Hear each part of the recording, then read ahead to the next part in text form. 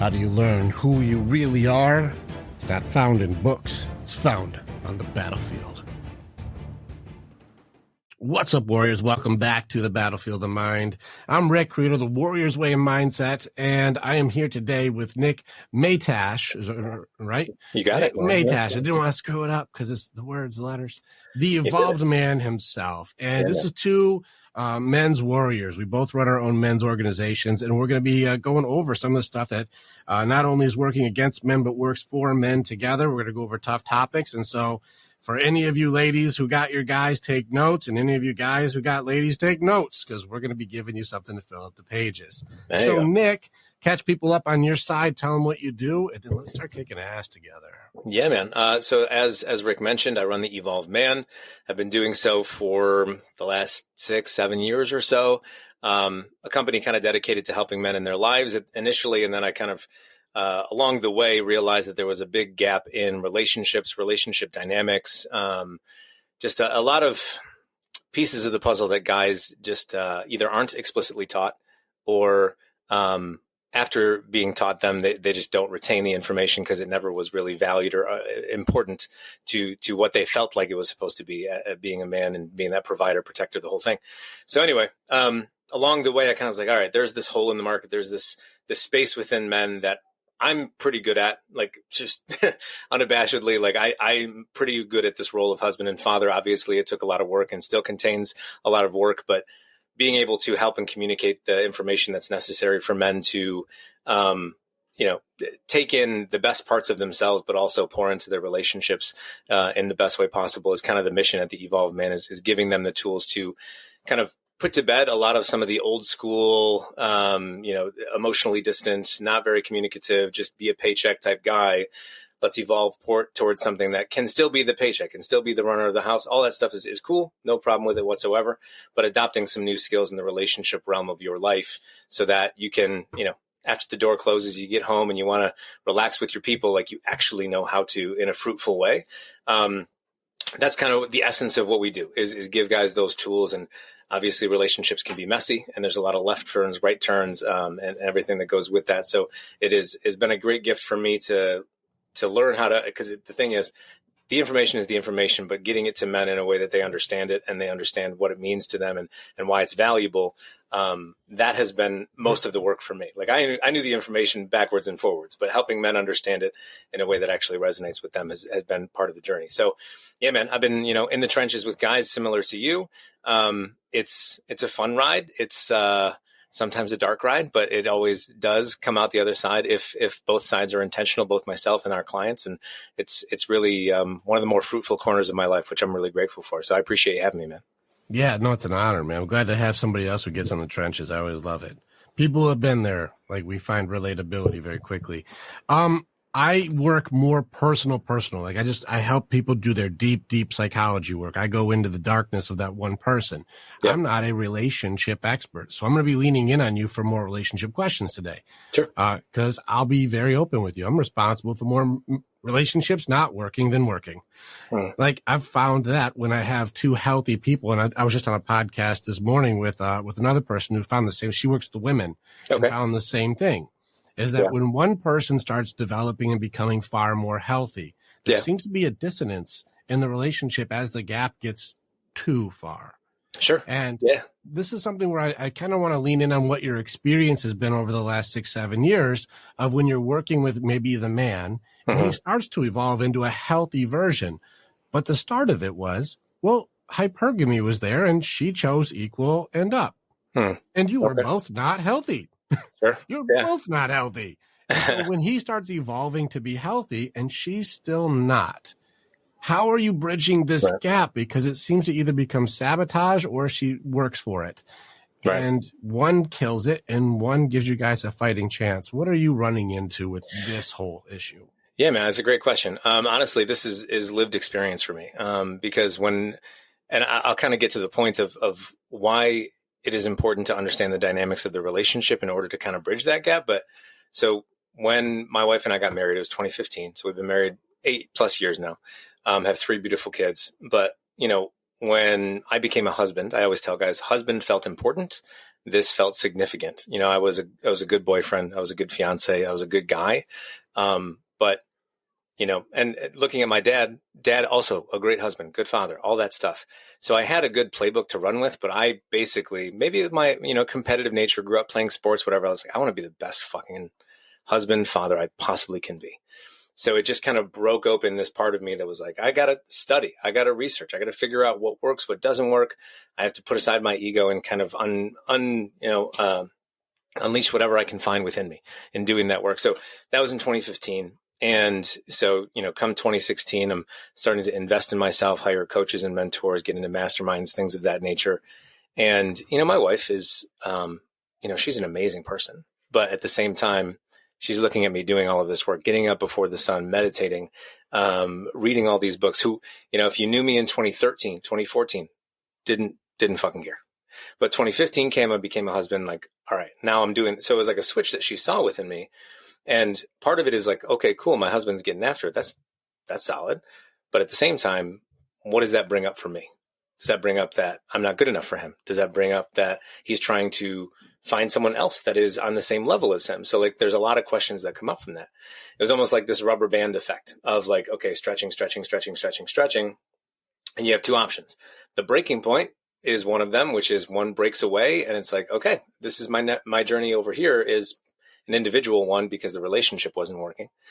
The rubber band comes back together is when I think the relationship dynamics become really important, because seeing that within my wife, like, of course, she's not mad at me that I'm bettering myself. Of course, she's not upset that I'm going to like, her conscious mind doesn't think that I'm going to leave her. I love this woman more than anything that I have in my life, but it's insecurity. It's seeing that, acknowledging it, and then communicating down to like, hey, this is, and coming back to the purpose of why I want to do this in the first place. Again, husband felt important to me. Husband means I'm associated with you. Like, it's not about me, getting on a stage and talking to a bunch of people. It's not me making millions of dollars. Like, those would be cool and eventually will be awesome. Can't wait. Right.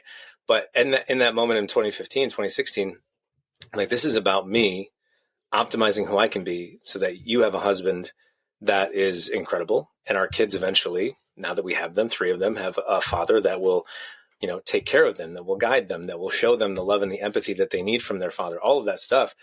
Like, that's why I'm getting up at 5 a.m. That is why I'm hitting the gym. And she didn't see all the connecting points in my mind as to why it was purposeful work. And I could easily see in that same situation, if I don't come back to her and sit with her, communicate to her, like, this is why this is happening, and give her that purpose of the process for me, her stories are going to be of insecurity. It's going to be of, oh, he doesn't want to be with me. He's going to leave me. He's trying to find something better. And like, no, not even a little bit. My purpose is in making sure what we're building here is a sturdy foundation, isn't just on a whim. And, lo and behold, now it's been 8+ years. Eventually it kind of clicked for her, made sense for her. Like, okay, I see that. And, honestly, honoring the words of that too, and coming back to her frequently and saying, hey, I know it's been a couple months since we chatted about it, checking in, all that being important. I think that is one piece of it that helped bridge the gap. But I think another part of it is, and I say this to my guys all the time, like, everybody has their own door that swings open to the world of personal development. Like, if you're in the trenches, doing the transformation, the personal stuff, like, it's either pain or pleasure. It's either pain or something that inspires them. Mine was inspiration. It was being a husband. I wanted to be a really, really amazing husband. My wife's kind of cracked open when she became a mom. And it was like, I need to make sure that I'm taking care of me so that my kids can see a healthy mother, so that my kids can see a healthy dynamic between me and you. And not to say that she needed a lot of stuff to, catch up with, because she's, again, incredible in person, just status quo. But, I think that game of kind of bridging the gap is almost a game of patience as well. Because at some point, I think everybody has a door that swings open. And if you're watching your partner already in the trenches and you have a door swing open, it's like, okay, I guess I get it now. My wife didn't get it when I was just trying to be a good husband.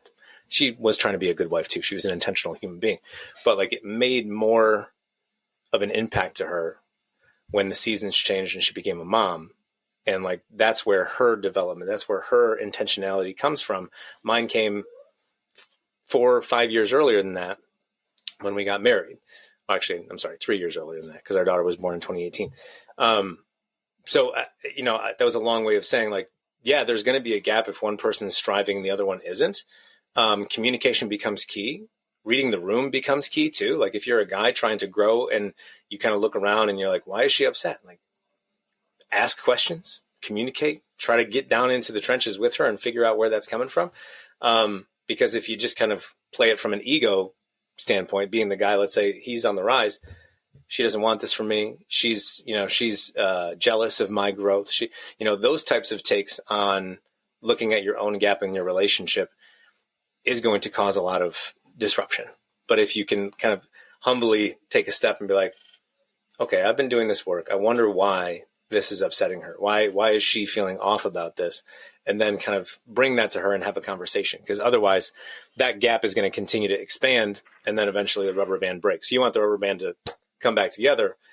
That comes from, the intentionality and the communication of seeing what's going on, rather than just kind of letting it lie until something erupts, which never is good for anybody.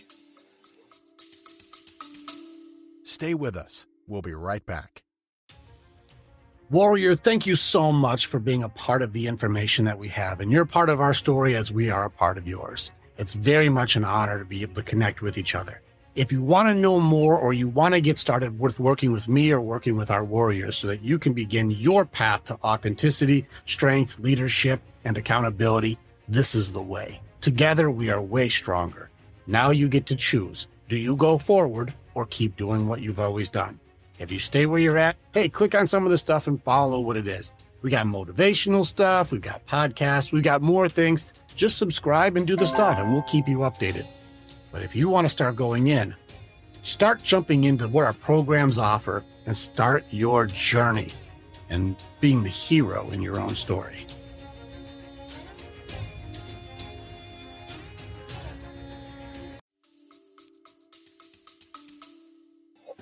No, and it's a really tricky battle right now. It's really hard for people to go through this stuff, the insecurities, the reassurance. I like that you said the purpose of the process. And then, that's a tough 3 years for her. She's watching you just rocket ship. And, listen, this is my experience. I've had men's groups and women's groups. Mm-hmm. Men just seem to go faster. They just seems to be like 3 to 5 times faster because we don't process as emotionally as women do. Sure. Not to say women don't get it. It's just as faster. I can get 5 or 6 things done in an hour with the guys. I get 2 things done with the girls, same hour. And so it's not good or bad. It's just that's how it works. And so that rubber band starts to get noticeable. Mm-hmm. It starts to get. Now you had 3 years of rubber band. Yeah. 3 years before her door opened. She's like, oh, the purpose of why. Okay, I get it. It takes a minute. That's 3 years of reassurance for you. Yeah. And not to say that this was happening every day, but every once in a while, like once a quarter, let's say, she would, whether it's a Facebook Live that I did that blew up and I was excited that, oh, okay, people are actually talking about what I'm trying to share, or, I signed a client, or, I have certain dreams of X, Y, and Z, and who is this person? So it's just sitting down and noticing okay, the wheels are starting to get a little loose. We don't want them to fall off. Yeah. Let's sit down and check in. And again, coming back to that purpose, I think is important, because if it's just about, if the purpose is detached from the relationship, not to say that it has to be about the relationship, but if the purpose is about the relationship and you're not communicating that and letting her know, this is actually for you. I know it looks tangential. I know it looks like it's over here, but it is really here at home. I want to make sure. And like I said, it wasn't every day. I could understand how if it was every day for 3 years, that would be pretty exhausting. Luckily for me, it was not. It was, luckily, yes. I was getting it, I think that, I mean, maybe I'm wrong, but I think a part of the reason why it was not every day for those 3 years was when the conversations did show up, I didn't run from them. I didn't get defensive. I was just trying to listen, find the insecurity, address it, and make sure that she felt seen and heard, and walked away knowing that, I'm not trying to run away. I'm not trying to go anywhere. Give me enough of a bandwidth for the next few months where she's good. She feels secure in that. You know what I mean? That's a pretty reasonable window to even have a once a quarter, because I know a lot of times once the gap starts becoming noticeable, a lot of my guys are like, dude, it's every other day. Yeah. Like it's getting frustrating that I keep reassuring, like, no, it's for us. No, we got this, babe. It's for you. This work, look, it's our best interest. What are you doing? Like there is no other person but you. What are you doing? Stop it. And at some point it does get exhausting. Sure. And on that note, I've talked to a lot of people who are also relationship coaches, and the concept of autonomy comes up pretty often. What is your opinion in relationships, especially like the marriage element of like still having a sense of autonomy within the relationship? Autonomy to what extent? Do you mean like having your own hobbies or like being able to go? The independence element of like, if something goes catastrophically wrong, we'll be okay. Like if, where I guess the concept would be instead of we compete and the whole idea of you complete me to we complement each other. Sure. So, the whole 50-50 creates codependency, but 100-100 makes 200 and we're stronger together. Right. That's the concept of you're good, I'm good, together we're better. Yeah. How are you with that concept of like, if it all goes wrong, she'll be fine, you'll be fine, but we don't want it to go wrong. Sure. But if it did, like, let's say today, because, like people are weird today. Let's say she's just like, Nick, I'm done. I'm going to go and be with John now. And you're like, what the fuck just happened? Which is some guy's real life. You've seen it. Yeah. Where he's like, I went to work, I came back, and she's just gone, and all my things are gone. And I don't know what the fuck just happened. Sure. She was clearly planning this for a while. I didn't know. But his codependency now makes it so he's in a maximum loss instead of like, well, if you're abusing me, I can go. I don't have any other option here. So just before I get into like where men hold ground or boundaries, like what do you think just on autonomy? Do you think it's necessary or just don't do it? I think it's necessary for a lot of reasons. The first one being, if you feel like you've lost yourself within your relationship, it is an incredibly isolating situation. Because the nature of relationships, you're two different people coming from two different places. There's going to be conflict. There's going to be strife and stress and, bills, whatever. There's going to be a lot of stuff that does not go perfectly all the time.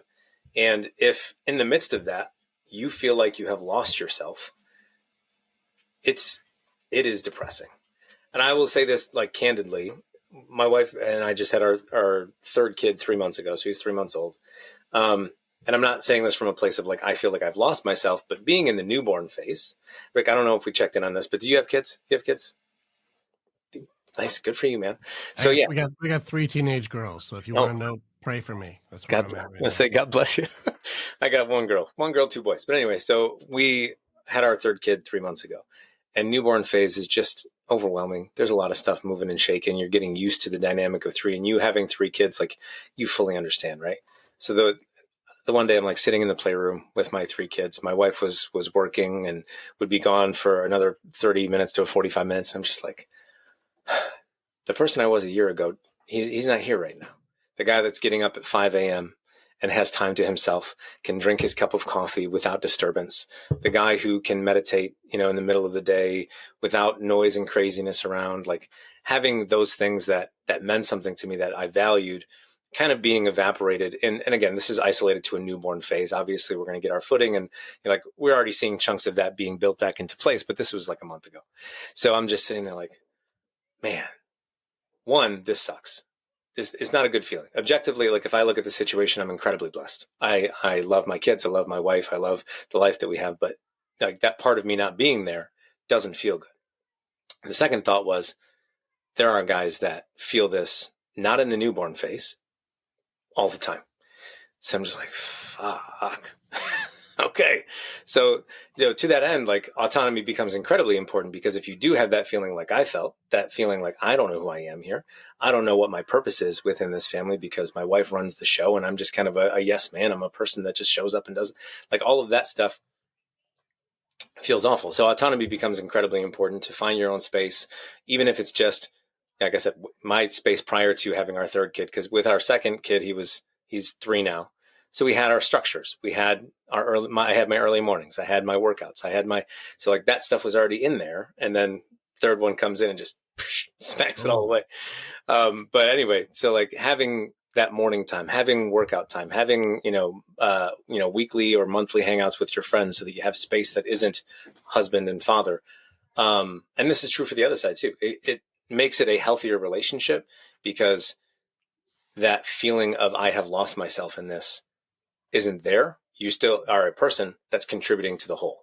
And that's a beautiful thing, is when you can feel like you have those spaces and you are an individual while also contributing to something bigger than yourself.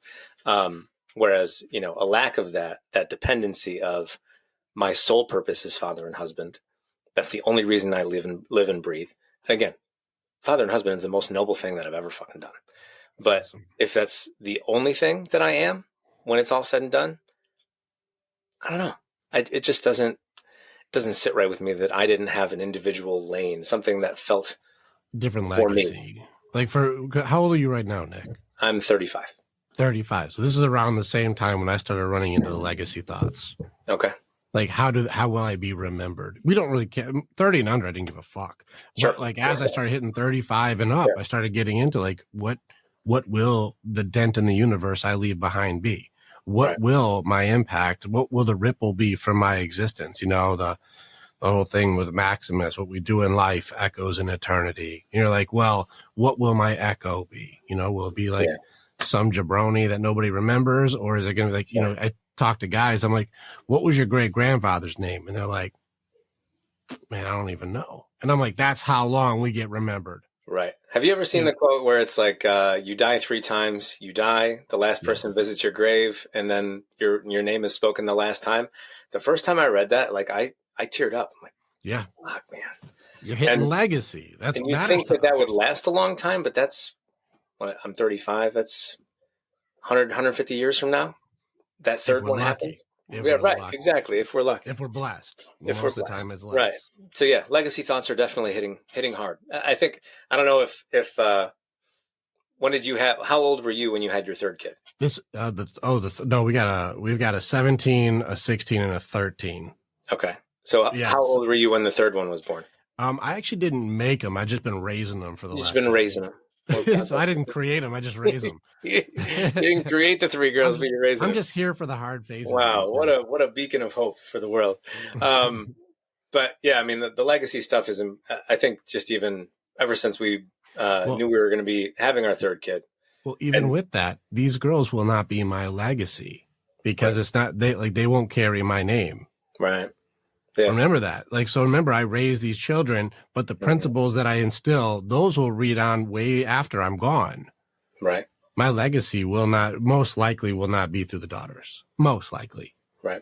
And that's reality check on that one. So here I am investing decades of my life and all of my resources, time and energy that goes into raising human beings just to have the fruit on the tree at the end. I probably won't even get credit for. Well, shit, that hits. Yeah, right. So that's step parents, so that's where I'm at, where here I am doing a volunteer gig for something that will get 1/10 the recognition of the person who does way less, who just happened to sleep with the person before I did. Right. And they get more credit doing way less work. Yeah. It's funny that you say that. I was talking to a buddy yesterday who, his parents got divorced when he was real young. So his childhood experience of relationship stability was not strong. Didn't have a lot of models of what does it look like, husband and wife, communication skills, all that stuff.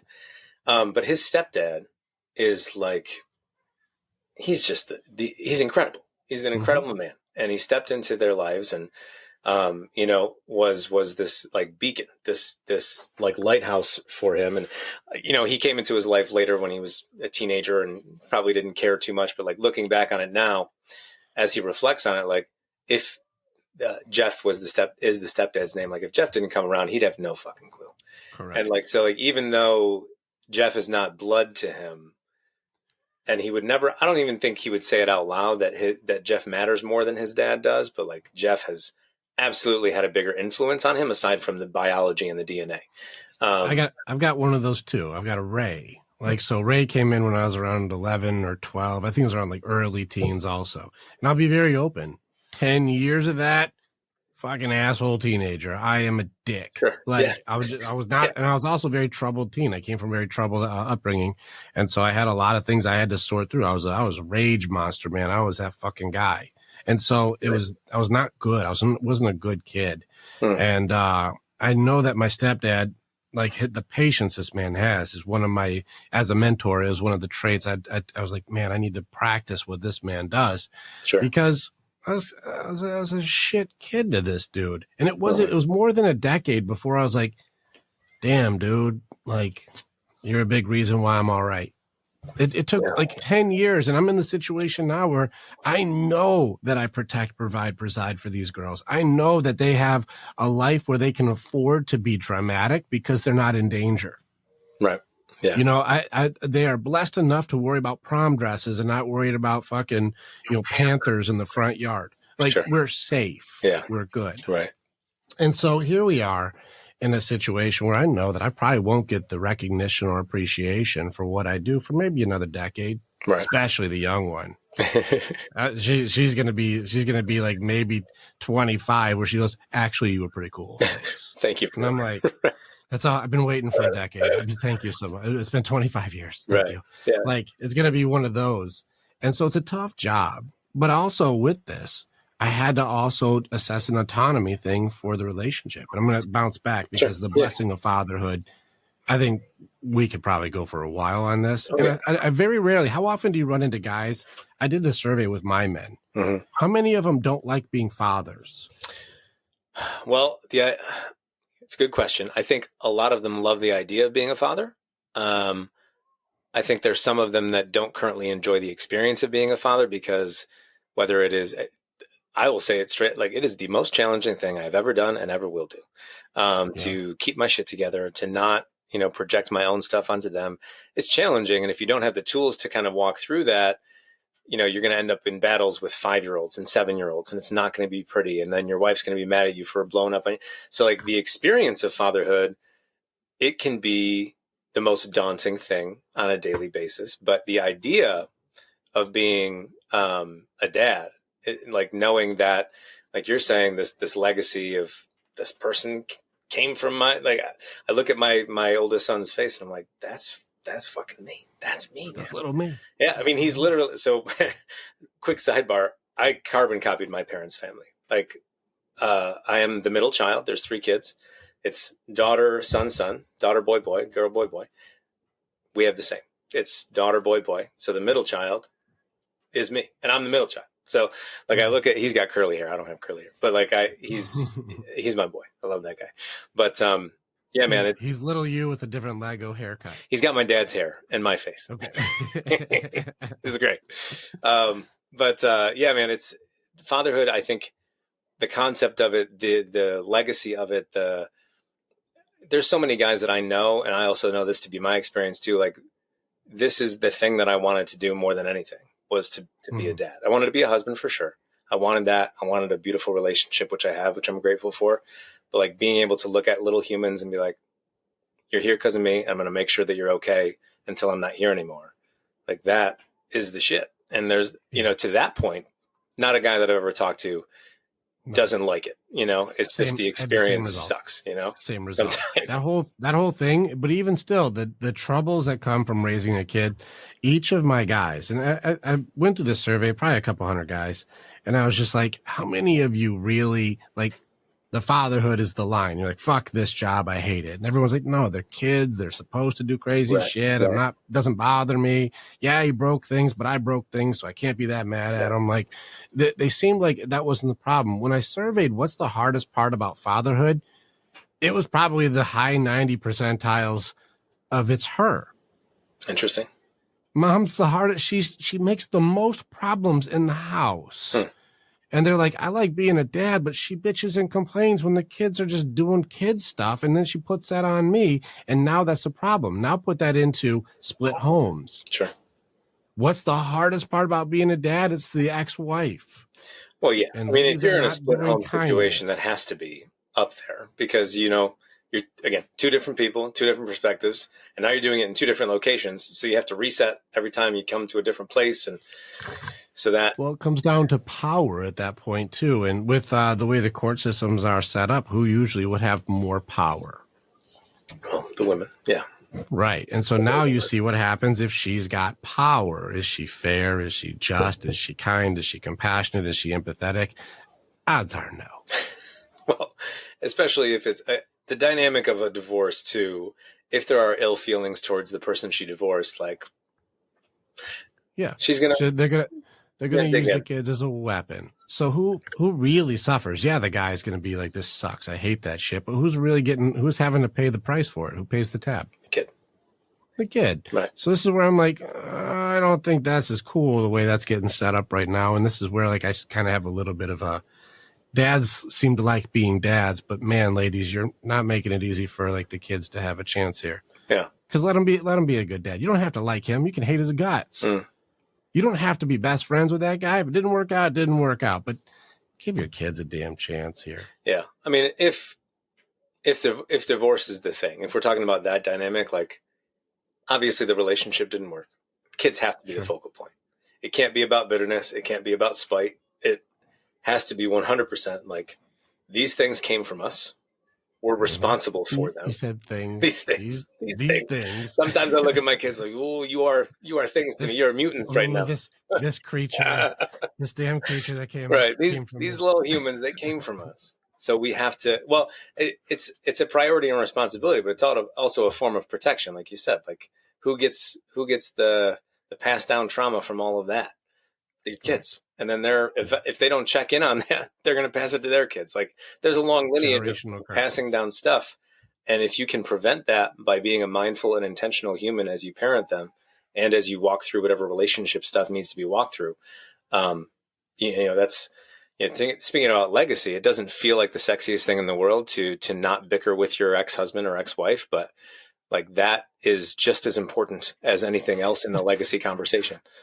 I feel like it's more problematic that it feels sexy to argue with my ex. Like, no, the fuck it isn't. No, I mean, I'm talking about the sexiness of when we talk about legacy, the sexiness of like, I got to build $1 million company, or I got to, give my kids a lake house so they can always rent. Like, that's sexy, right? That's the sexy part of the legacy conversation type thing.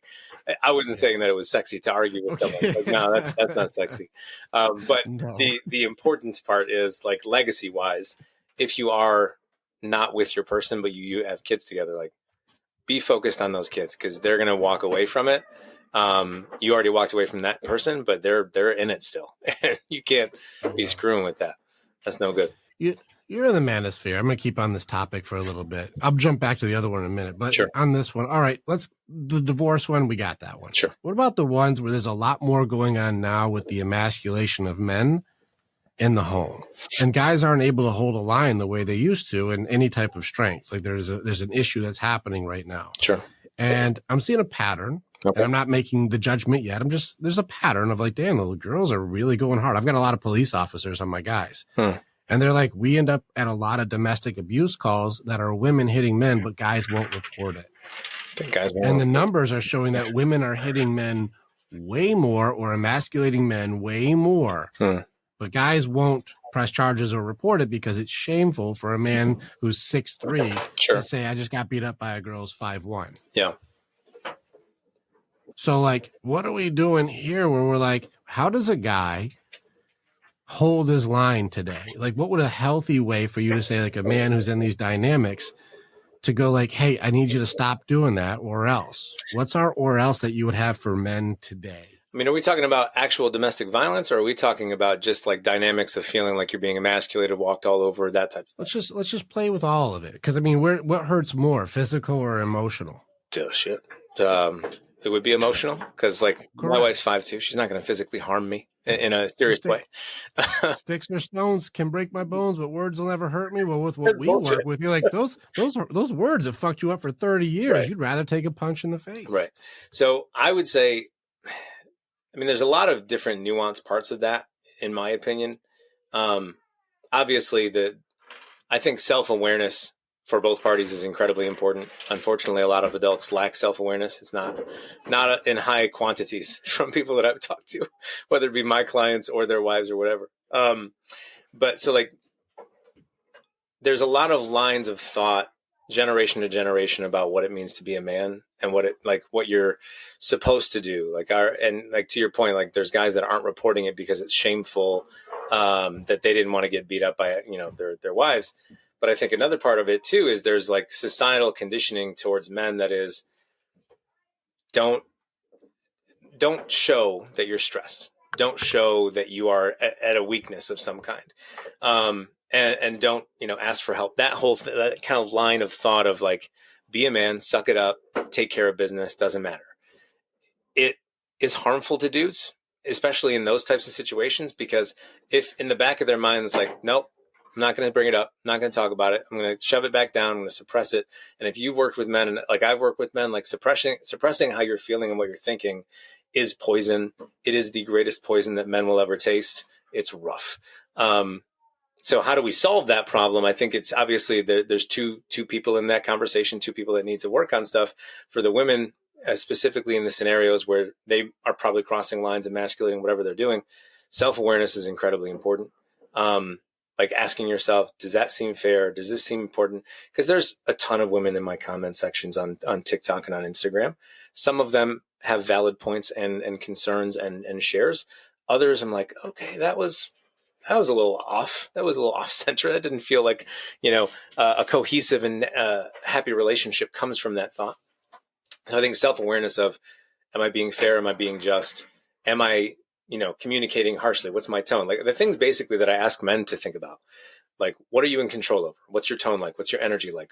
Are you being fair? Are you being honest or brutally honest? Because you don't need the brutal. You can just be honest. Like that stuff, I think, could be a focal point for the women. For the men, it comes down to letting go of and putting down this idea that you aren't allowed to speak up when you are experiencing some kind of pain, frustration, emotional discontent.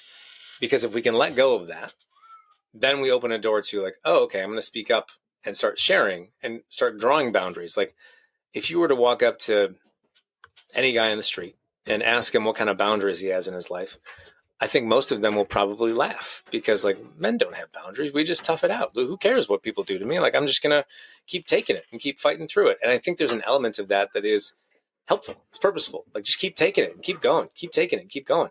But when you're in a relationship and you're trying to spend a lifetime with a person and there's this pattern that keeps continuing, it's not going to stop unless somebody says something about it. And that, comes down to the men opening up and sharing like, hey, that's no good. What you're doing here, what you're saying here, what you're, what you're communicating to me or how you're treating me in front of the kids, like that can't happen. And that boundary might look like if you can do whatever you want to, but if that continues, I'm going to be, pulling back in some way. I'm going to be finding my own place to live. I'm going to go live with my parents on the weekends, whatever it might be. Go ahead. I see your point. Autonomy. That's the autonomy element of there is no other card that I've seen that's more healthy than if you don't stop treating me like shit, I got to go. Yeah. Right. That's the only card. We can't beat them up anymore. That's not going to work. No. And being verbally abusive, that's not our best strategy. No. And then starving them to death or tying them to a radiator, that's not going to work. And so we're going to have to do something that's going to have to be a healthy way. These unhealthy ways, they don't work. No, they do not work. Right. So the only thing nowadays for guys does seem to be like autonomy. Now, this is running into a few things that you brought up. You brought up the fairness, being just, the suppression of our feelings because it's shown as weakness. Now, we're running into one of my largest battles for women. And this is something where I surveyed the shit out of my boys because I'm like, please tell me this one's not true, but it seems to be very true. And when I work with women, they seem to be like, shit. It's this one word that they say that they're the best at, but don't do it for men. And it's the empathy element. Empathy for your man. Yeah. Now, you said we have to be able as guys to be able to go like, let me just open up and share what's going on in this thing. Sure. I got a soul. I got a heart. Yep. Let me share what's going on. There's a hurt in here. Mm-hmm. And guys, you're not wrong. Struggle with articulating the emotions. We've had to suppress them for so long. Yep. You're right. It's the hardest fight for guys is the denial element of feelings. Yep. I'm fine. It's fine. Whatever. It is what it is. Okay. We're good. Yeah. But you're not good. But you also don't know how to articulate you're not good. So when I've seen my guys listen to these girls who say, I want you to show me your vulnerability. I want you to show me you crying. I want to see that. Yeah. Well, these guys go, all right, you fucking asked for it. And they'll do their unload. And they'll be like, it was so hard and I was abused and all this shit. And then I watch these women stop being attracted to their men. Interesting. They stopped doing it. They're like, I've seen guys who are like, yeah, I opened up to her. Now we sleep in separate bedrooms and she won't sleep with me. And now she doesn't like, she hasn't shown like, or she judged me, or she said, you're being kind of like a sissy, or it's hard for me to like look at you the same after that. Sure. Women don't seem to be interested in the hearts of men more than like the well-being. I think they confuse empathy and well-being as being the same thing. And what I mean by that is I folded the laundry, or I cooked you dinner, or your shoes are by the door for work. Well, those aren't emotions. Sure. And so if a guy's like, I'm really heavy in my heart today, it seems like, and if your comment section are anything like mine, the first thing you hear is, well, what about mine? From the women? Like, what about my feelings? If you're like, guys are really struggling today and they're really struggling with their emotions. Listen, I have a very weird following. We're pushing like 350,000 people who follow our stuff. Yeah. And it's 50-50. Oh, no shit. It's the craziest. I'm not leaning one side, or it's 50-50. When I show people my algorithms, they're like, it's a big number to be 50-50. That's weird. Right. Yeah. And yet almost all negative comments come from women. Almost all. Interesting. And that's very interesting to me too, because I'm like, ladies, what is it? So if I have a video about a veteran who say he was almost killed himself because his emotions were heavy and nobody cared. Right. And I go, but he found his purpose and found his way out. And this is how he shared part of his story. Mm-hmm. The ladies are like, well, that's been happening to women for a long time. Yeah. So what about me? And you're like, ladies, stop. Ladies, empathy for men. Now, when I run into couples, almost no women are doing it for their men. And I did a survey for my guys. I stopped at 100 because I asked them 3 questions. Do your feelings matter to you? Do you believe your feelings matter to her? And do you want them to? And across the board, it was, yes, my feelings matter. No, they don't matter to her. Mm-hmm. Yes, I wish they did. There's only 3 guys out of the whole thing who said, I actually think my girl has empathy. 2 of them were within the first 2 weeks of a relationship that both of those didn't work out. And one of the guys was in severe denial over his relationship and they're divorced. Okay. Gotcha. That's interesting. So, I mean, like, well, looking at it, I don't think they were really that empathetic. Well, yeah.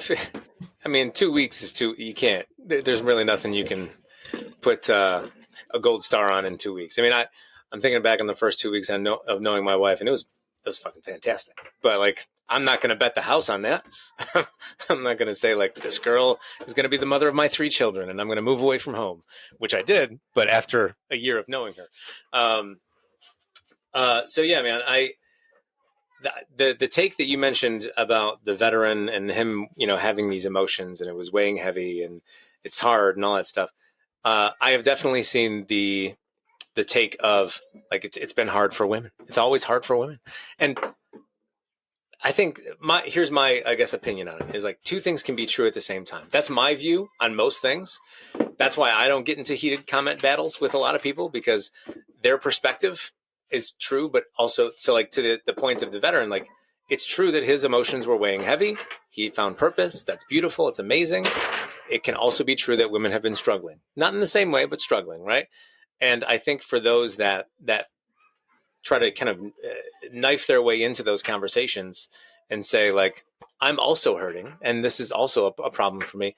They're unable to play the two things can be true at the same time. Cause I think a big part of empathy is being able to do that. Cause I could, thinking about like me and my wife, I could have had a hard day. True. If I bring it up and she says, well, my fucking day was hard. Like, that's also true. Like we can talk about this and not make it a battle, not make it who's had harder time, so that empathy comes from the ability to like know that my situation is true for me and their situation is true for them. And it doesn't have to be a competition. But, the take that you shared and the one that I've also seen in my comment section where I talk about, the trials and tribulations of being a husband, how stressful it can be, whether it be, putting food on the table and then also taking care of yourself and also like trying to get your girl out for a date. Like this is incredibly hard. Moms have it hard too. Yeah, I know they do. And, ladies, if you're a follower of mine and been around, like I agree. It's hard for everybody that is an adult that has kids. Like you all have different roles and they're all very challenging. Like for instance, my wife owns a makeup business. So, during the week, I'm usually doing my work. And then during the weekend, when weddings are happening, she's usually out doing her work. So we will both have individual alone time with our children. Now, up until 3 months ago, it was only 2, but now it's 3. So like I've lived the life of being the lead parent, if you will, like being home with my kids, changing the diapers, putting food on the table, doing the laundry, I know that if that's your role, it's hard. But I also know the role of being in my office and trying to get work on the board so that we can make some money and help some people and all that stuff, also hard. So like maybe it's experiential that I understand what it's like for my wife, so I can sit with her and be like, yeah, it is. Our kids are very loud sometimes. I know. So I get it. But maybe the empathy that's lacking is a lack of experience of seeing the other side, witnessing the other side. And by not being able to do that, it's like my job's harder. My work is harder. Like, it doesn't have to be. Would you say this empathy issue is men just don't get it for women, or women can't do it for men? I think everybody is capable of empathy. It's just a matter of, are you willing to step aside from your own shit to see the other person, right? Yeah. Because if a woman is talking about this veteran story and saying mothers have had it hard for a long time, yeah, if you can just hold that in one hand while also holding the veteran story in the other hand, it doesn't have to be a problem. It's the dismissiveness, though, and that's where I've noticed it's not it's just mine. And when I will talk with my guys, a lot of the women who completely shut down empathy for their man have trained their men that they are not safe to share with. So if a guy says, I'm really having a hard time right now with what I'm working through, she's like, you're having a hard time? I'll tell you my hard time. I'm having the worst day ever. Never. And you're like, oh my God, hold on. Or I've seen guys have real heavy burdens put on them that could affect the family. Hey, they're doing cutbacks at work, or I'm getting sued, or something has come up where you're like, damn, this is heavy. And I've seen the women immediately go into self-preservation instead of empathy and go, well, if you're going to have that, then it's all on me. Then I have to take care of everything then. Instead of going, what's going on with my dude? Right. They go, fuck this guy. I'm doing it myself then, which turns into a whole shit show. Right. And that's what I'm saying is we're missing this element where I asked my men, do you have empathy for your woman? Do you care about her feelings? Mm-hmm. And my guys are like, yeah. I'm like, would you die for your woman? Mm-hmm. And like high majority are like, I would die for my woman. I would die so she's okay. Yeah. Could you say the same the other way? It's an interesting thought. I highly doubt they'd be like, oh yeah, I would die for him. Like, really? Because you won't even listen to him. Right. And you die for him? Hold on a second. No, you wouldn't. You wouldn't. If there's a bump in the night, you're not going, I got it, baby. Like, no, you fucking don't. You don't fucking got it. You're like, go get it, Nick. Go get it. You don't fucking got it. Don't say that shit. Yeah. Yeah. And so I'm going to get it. And so you got it. Yeah. Like rock, paper, scissors, baby. Up. Could you imagine? Paper. Your turn. Show up and you That's 50-50, by the way. What are you doing? Women. Yeah, women are saying they wanted 50-50. Did you watch my video I did? I think it was last month. You probably didn't see it, but I had a lady on the show. Mm-hmm. And I challenged, like, hey, there's an element where the ladies drop the ball on their guys, and the guys are like, well, fuck this game. I'm going to do autonomy, and I'm out. Mm-hmm. And they're like, yeah, well, men are just quitters. I'm like, well, they stopped cheering their man on. There was a degree where she started off as like, she's the reason I'm alive. She makes me feel the best out of all women I know. Yeah. No one lifts me like her. Sure. Nobody makes me feel like I can dominate the universe like this beautiful, amazing, powerful woman. Yeah. She loves what I do. She encourages. She cheers me on. She has my back. She ride or die. That's my baby. Mm-hmm. And then somewhere she just stopped doing all that shit. And the guy's like, well, I'm not even impressive to her. She doesn't even care anymore. I'm like, babe, look, I just built this amazing thing where I got a world record or I'm in the top 10 in the world. And they're like, whatever. Did you end up taking the garbage out? And you're like, fuck you. Like, you stop being impressed. I even said last night on our live that disinterested people are not interesting. Sure. Yeah. So if you were like, hey, Rick, I got a TED Talk coming up. And I'm like, good for you, dude. Whatever. I want to hang out with you again. Do I seem fucking cool? No. I just like it makes your amazing thing coming up boring or stupid, and it makes you not want to share anymore. Right. And so I'm looking at the empathy element on the ladies, and I'm like, I think there's some room here. Oh, I yeah. think there's a little bit of room here. And our guys are saying, I can do it for her, though. I can have empathy for her. Yeah. But they don't have empathy for the men. And so then who's supposed to be running the show? The person who has no empathy for one of their members of the pack? It's a fair question. Fair point. Now, the only question I have in return is, unpacking what it looks like for a guy to have empathy for his girl, because their emotional experience is so different than ours, and what they're going through, what they're experiencing, especially if it's, let's say, in the traditional element of they're taking care of the kids and you're taking care of the finances, the all that stuff is, empathizing with that. Like saying that you will empathize with someone is different than actually empathizing, different than actually being able to do it. Because I think if you were to ask a woman straight out, you can tell me if I'm wrong because you work with women. If you were to say, like, would you have empathy for your man and how hard he works or whatever, they're probably like, sure. Well, their answer goes into well-being and never a feeling. Okay, tell me what that means. Well, I cook, I clean, I take care of this thing, I do this. I'm like, those are all doing. I'm like, have you ever connected with his being? Have you ever gone like, how's my man's heart today? Right. Not, did I do a task today? Gotcha. So they interpret that as, are you taking care of him? I made him a meal. Right. I washed the laundry. So if I bought you a shirt, is that empathy? No. Empathy is not that. There's no feelings involved. But they're like, but that was a really nice thing I did. I'm like, it is a nice thing, true. But not one thing that you just mentioned is a feeling. Sure. Yeah. So how often do you go, how's my man's feelings today? Right. And I've only seen one in years who's like, I can sit and he can cry all over me, and that's my guy. Yeah. Like the rest of them are like, fuck that. He's my rock. He's the one who needs to be strong. Yeah. I can't have him do that. The whole don't show weakness thing, that's usually trained at first from dads, later by women, reinforced heavily. Oh, yeah. The rejection. Like I even had that experience as a kid. When I realized I was growing up in an abusive home because none of my friends could relate to the shit that I've been through, when I realized, wait a second, this isn't normal. I'm truly fucked up. I didn't know this. Right. I was like 15, and I realized if I started crying to my girlfriend at the time, like I realized I have a lot of shit. She broke up with me the next day. Sure. That's what we learn. If you show your vulnerability and weakness or your cry or whatever it would be, the traditional definition or judgment of it, you just get rejected. They just throw you in the garbage. And I've seen guy after guy call going, hey, I did the whole agenda where like women are better and do everything for her. And then after she was built up, she left me for Brad at the office. What the fuck just happened? I don't know what just happened. We're like, we don't know either. You're supposed to work, right? She's supposed to have that hypergamy element. It's supposed to work both ways where like she can be above you with finances and career and life and growth. And women will happily look at their man as a dependent that they take care of, and they're happy to do it. They're happy to, right? Fuck no, they're not. It hasn't been working. That guy gets fucking abandoned. And he loses his kids, he loses his house, he loses his marriage, and he was just doing good guy, nice guy stuff.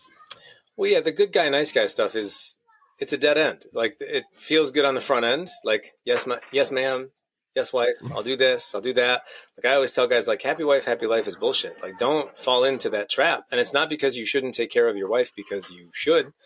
But if you are happy wife, happy lifing, I always kind of call it a trajectory of different communication is, happy wife, happy life fits into a bucket of passivity. It's just like, yeah, do whatever you want, babe. Great. Yeah. Let's get a lake house. Let's get a boat. Let's get a jet ski. It's fine. No, we're in debt. It's fine. Like that's just happy wife, happy life. Cool. Eventually that's going to wear on you. You're going to turn into a passive aggressive person. So you're just going to be sarcastic. You're going to be a prick. And the message is still not going to come through. The message being, I'm not happy here. Right. And then eventually your passive aggressive will turn into aggressive. And not to say that you are going to be physically aggressive, but you're going to start shouting. You're going to start raising your voice. You're going to start projecting the pain that you haven't shared up until this point onto her. Or like a couple of my clients, because we've been working a lot of guys with infidelity lately. The aggressive behavior is, fuck this, I'm going to go and cheat. I'm going to go find something else that feels softer, that feels like they care about me, they respect me, whatever. So like that happy wife, happy life trap, you started over here with the best intentions to let her do whatever she wants to do, but you didn't have any boundaries. You didn't care, and it just You get to this place of like, fuck this. And it's either you're angry verbally or you walk out. Well, there's another thing. I was watching this because this has been going on. The white knighting and all that kind of shit's been going on for it's been a while, and it just got real loud within the last 10 years. It's gotten loud. Yeah, these are like the women are better at everything, and anything we can do, they can do better, and all that shit. Like that whole thing where we put women on the pedestal. Yeah. What's wild is I was watching, like whether it be newscasters or people who fall really far into that agenda. There was a lot of guys who started getting arrested because when they would finally end up in a sexual situation with a woman, there would be so much pent up anger that they would physically beat them to a bloody pulp. Jesus fuck. Yeah, it's like it was the most extreme. And one of the guys was the newscaster who was like, women are better at everything. And when he was having a sexual interaction, he pounded her into oblivion. This regression of like that like you said, that put her on the pedestal, passive aggressive energy that gets pent up, where she's better, but it's cognitively not correct. Right. Soon as it turned into a release, it turned into just a brutal display. Right. And that was wild to me when I was watching, like, this is happening at it's the extreme end. Of course. Sure. Yeah. As you're watching that, like the guys who are super extreme, like girls are better at everything. Yeah. As soon as there was sexual interaction, it turned into physical abuse. Yeah. I'm not surprised at all. I mean, I hate that I say that I'm not surprised, but again, it like comes from that place of like, I'm going to be quiet and I'm just going to let them run things and be the pedestal, whatever. And then I'm going to get sarcastic and I'm going to be a prick, but she's still not hearing me because I'm not being direct. Mm-hmm. Okay, fuck it. I'm going to go all in and I'm going to start saying things that I've been waiting to say for 5 years. So it's not just fuck you, it's fuck you. And so like, yeah, right. It's coming out a whole lot more aggressive and just the how visceral it is so heightened because it's been pent up. And that, goes back again to like, men need to open up and share stuff on the earlier end and not be the passive person, not sit back and listen. And again, it's obviously relationships are a two-way street and you can't just blame one person. But like I always go back to for men, like, what can you control? Can't control your wife. You can have influence, of course, but you can't control her. What can you control here? It's your dynamic. It's your language. It's your energy. It's your tone, all that stuff. So get good at that. And then if it's still not coming through on the other side, if she's still not respecting you, if she's still, giving you shit and looking down on you and all that stuff, use the tools that you've built up on and communicate a boundary or tell her, and going back to the point of autonomy, like, I can't do it anymore. I'm gone because I can't stay in this place. But, it's relationships are messy. I guess is the long way of saying it. Bro, it's messy, but that's where I very much agree with you that boundaries, and the only boundary a man anytime I work with a man, the only healthy boundary is if you don't appreciate me or treat me abusively, I will remove all my provision. You don't get to have me anymore. Right. Like I'm going to have to go. If you're not going to try and pull the rubber band back and you're just going to let it snap, I'm just going to go. Like, this is, you can't, don't talk to me in a way that's so disrespectful. You want to tear me down. Don't nag at me all day long. I want to come home to Lois Lane, not Kryptonite. Like, I don't, there's so many guys who will sit in the driveway when they get home for like 5 or 10 minutes, like, fuck, I don't want to go in there, and like, they're like, they have to almost like do their decompression in the car because as soon as they walk in the door, she's all over them. Sure. And it's like, he just did 14 hours and he does physically dangerous work. Yeah.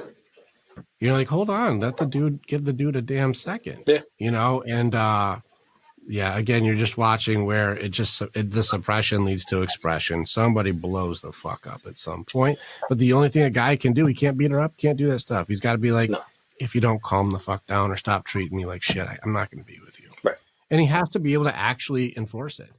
Oh, yeah. Empty promises, no matter who's saying them, are just not going to work because they are noticed quickly. Like, as soon as someone notices that it's not actually a thing that would be enforced, you're fucked. Like a quick funny side story to this that relates is, so we have 3 children, as mentioned. I have an older daughter and a Well, the 3-month-old, he's not really significant to the story. So we have the older daughter, she's almost 6, and then we have a 3-year-old.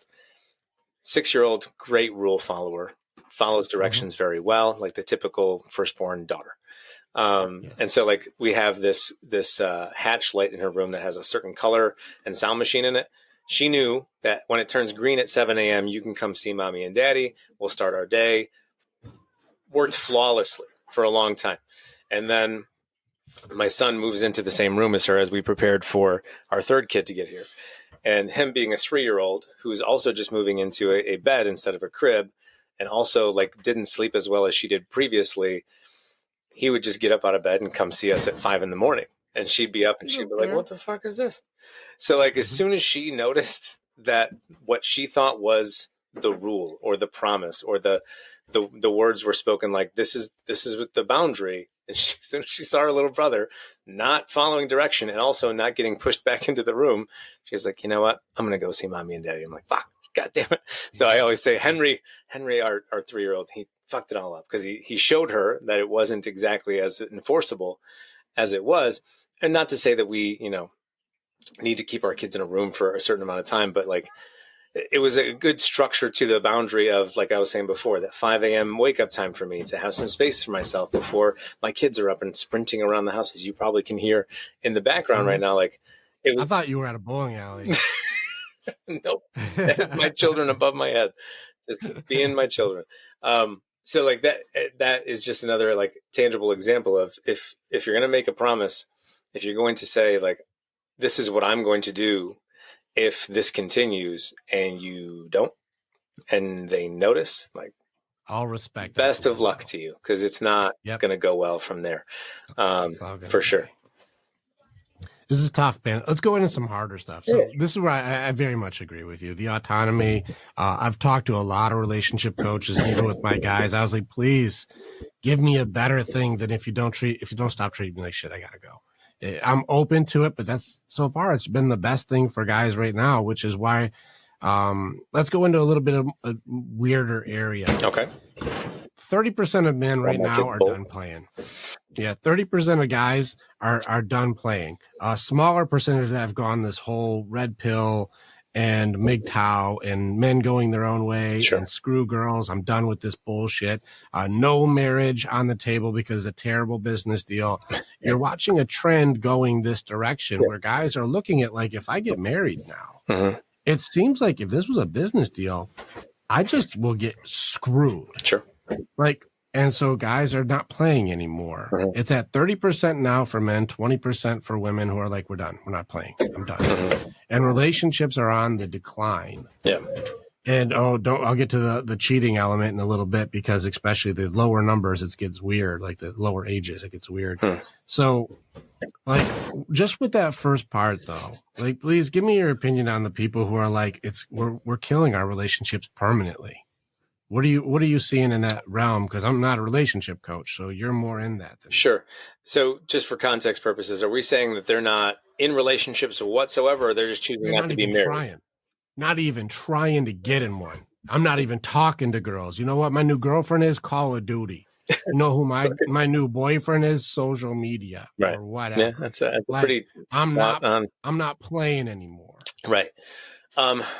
So I guess my take on that, I haven't run into too many men in that realm or women in that realm. Maybe it's just an age thing. Or, I think the messaging and what we end up kind of talking about and bringing guys in for is, let's talk about your marriage. Let's talk about being a father. And so like 22-year-old kids could fuck off. They don't know who I am, which is funny. Like I have a niece who just turned 12. And so like, she's able to have TikTok and she's like, oh, I'm going to maybe get a TikTok. I'm like, see you on there. She's like, are you on there? I'm like, yeah. Yeah, fuck yeah, I am. My daughters give zero fucks what I do. Right. I'm internationally known. I'm like a big deal. I did a huge presentation yesterday. And I'm like, isn't that cool? They're like, yeah, so I got prom dresses I got to get this weekend. I'm like, it's not important, man. Sorry, Rick. Nobody cares. Nobody gives a shit. Cares. They don't care at all. I'm an idiot to them. But anyway, back to, I guess, my perspective of the being done and just not playing the game. I will say this. I'm biased. I'm just 100% biased because I am married, happily married in a healthy relationship. And I know that the benefit versus the risk, if you find a good person, healthy relationship, and both of you are working at the dynamics of that, can far exceed whatever you could achieve and or enjoy in life if you're doing it alone. So that's, straight up, I'm biased in that way. But if I consider myself to be a 22-year-old, so before I met my wife, I was in a relationship for 4.5 years and broke that off when I was 24. Told all my friends, I'm going to be single for a couple of years. I'm just going to play the field, enjoy the nightlife and, just do my thing. Met my wife a month later, rest is history. Canceled that plan. But, thinking about why I told everybody I'm going to be single is it was a short-sighted thing. Like, I was in this relationship that I wasn't happy in. That's why I ended it, the one prior. And my perception was, if that was that bad and it was there for that long and we were kind of inching towards like, okay, next step is probably engagement. We're 4.5 years in here. Like, it's got to be better just playing the field and just enjoying life and trying to soak it up as best you can. So I can understand that perspective because I was there for a month. It wasn't a very long existence for me. But like I said, I think it's short-sighted because as you get older and, you spoke to the legacy thoughts and the legacy conversation, like if you got nothing to pass it down to, if you've got nothing to relate it to or kind of build with, it's a lonely journey. It's an isolating journey. And I consider the marriage that I have, the relationship that I have, to be the greatest accelerant to my growth as a man, to my understanding of myself as a man, than anything I could have figured out on my own. So like my take for anybody that's just out, I understand why you might think that that's the move, because, you look at the existence of, the dating scene, the relationships that you may have had up until this point. Obviously, if they ended, they were shitty. And you also have awareness to what it might look like on the other side of marriage that ends at about a 50% clip. And if you're on the bill for that, it's, again, business investment. If we're looking at it like that, not wise. But in between those two ends of the spectrum, those two ideas is, if you can find someone and also work on yourself enough to build a healthier marriage and healthier relationship, it's going to give you rocket fuel that I just don't see you getting on your own unless you find something so purpose-driven, so purpose-filled, like building your own business that takes off and you have this just like beating heart within you. As soon as you wake up, you're ready to fucking rock and roll. Like if you find that, cool. You might not need a marriage to give you purpose, but I think marriages and relationships that are healthy, which again, aren't the easiest thing to come by because of selection and of, relationship dynamics that a lot of people aren't equipped with. It's so goddamn fruitful that I can't sit in those shoes and be like, that's what I would do. I can't do it. So that's what I would say about that 20 to 30%, like you were saying, that is out. I get maybe why, but I know that there is greener pastures once you get over a certain hump of things. No pun intended on the hump. But yeah, that's where I'm at with that. What are the other, I guess, sections of what people are doing? Well, that's a big one. The obvious thing is going to be like the guys who are like, fuck this. Yeah. And there's a lot of girls who are doing that. Are you familiar with the studies for like Universe 25, stuff like that? Universe 25? Yeah. No. It's a Dr. Calhoun. I mean, they've done it over and over again, but it's back in like the 70s where they had like the mouse utopia and saw what would happen if they had like everything was perfect and what would happen if they, just let this perfect society go on. And long story short, it had a big boom where everything was really great. And then it hit a certain population level. And then everything started to get weird. Yeah. Like, cannibalism, androgyny, no more reproduction. They stopped making babies. There's the guys who became self-absorbed, the women who isolated, and the society completely crumbled in on itself. And everybody was extinct within 5 years. And this was mice, you said? Yeah, they've done it with other species too, over and over again. Every single thing that they do, they create a perfect utopia. All the food, water, shelter, perfect temperature, no predators. Like everything's perfect. Yeah. And every single time they do the study, they've done it with other animals too, and it ends up just eventually just they all go extinct. And we're running into that whole same thing. We're like, it's the good times. Yeah. You know, even though we can look at the news and the world's exploding everywhere, like, well, I mean, look at the house you're in, look at the life you have. Right. We're in the good times. Yeah. Look at the conveniences that we have. Oh yeah. You know, we're in the good times right now. And so we're creating problems because we don't have real problems. Sure. Polarization, for example, men versus women, left versus right, all these things. It's all, you know, you're bad, you're good, I'm right, you're wrong, because we don't have any actual like problems. Yeah. Right. We're bored. And so we make them. And so we're just turning into, well, we're just going to go and do our own thing. Now, this is turning into some really tough things for relationships. They're dying. It's killing the relationships. Fathers are being removed from the homes, both legally and even if you start getting into the welfare element, it's rewarded to leave a man. It's rewarded, financially rewarded. There's a 70% file rate is women are filing way more for divorce than men. Yeah. By a large number. Sure. Women are also now cheating more than men in the younger numbers. By a lot, Really? not married. Okay. Just relationships. In relationships. Okay. Like the young girls, it's way more now. They just don't call it cheating. Oh. They call it he didn't meet my needs. I see. And they're in a committed relationship, or they're just like playing the field type thing? Oh yeah, there's some monstrous stuff you can find in this one. Sadia Khan goes pretty hard on this too. She's like noticing the social media trend for what's happening with women.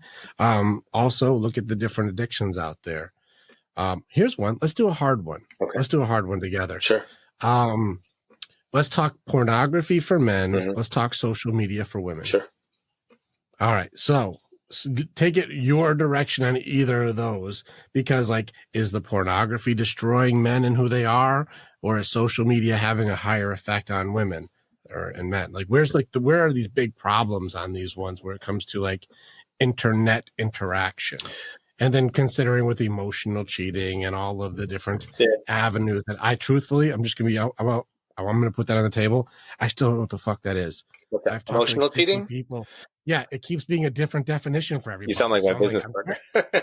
I'm trying to figure out, like, I'm like, where's the line? Everyone's got a different line. Well, how do I know? Yeah. Well, so I'm going to address that first, because I think just because you're the last thing you said, and then we'll talk about porn. So emotional cheating, one, it's definitely a thing, at least from what we've seen within our company and all of that.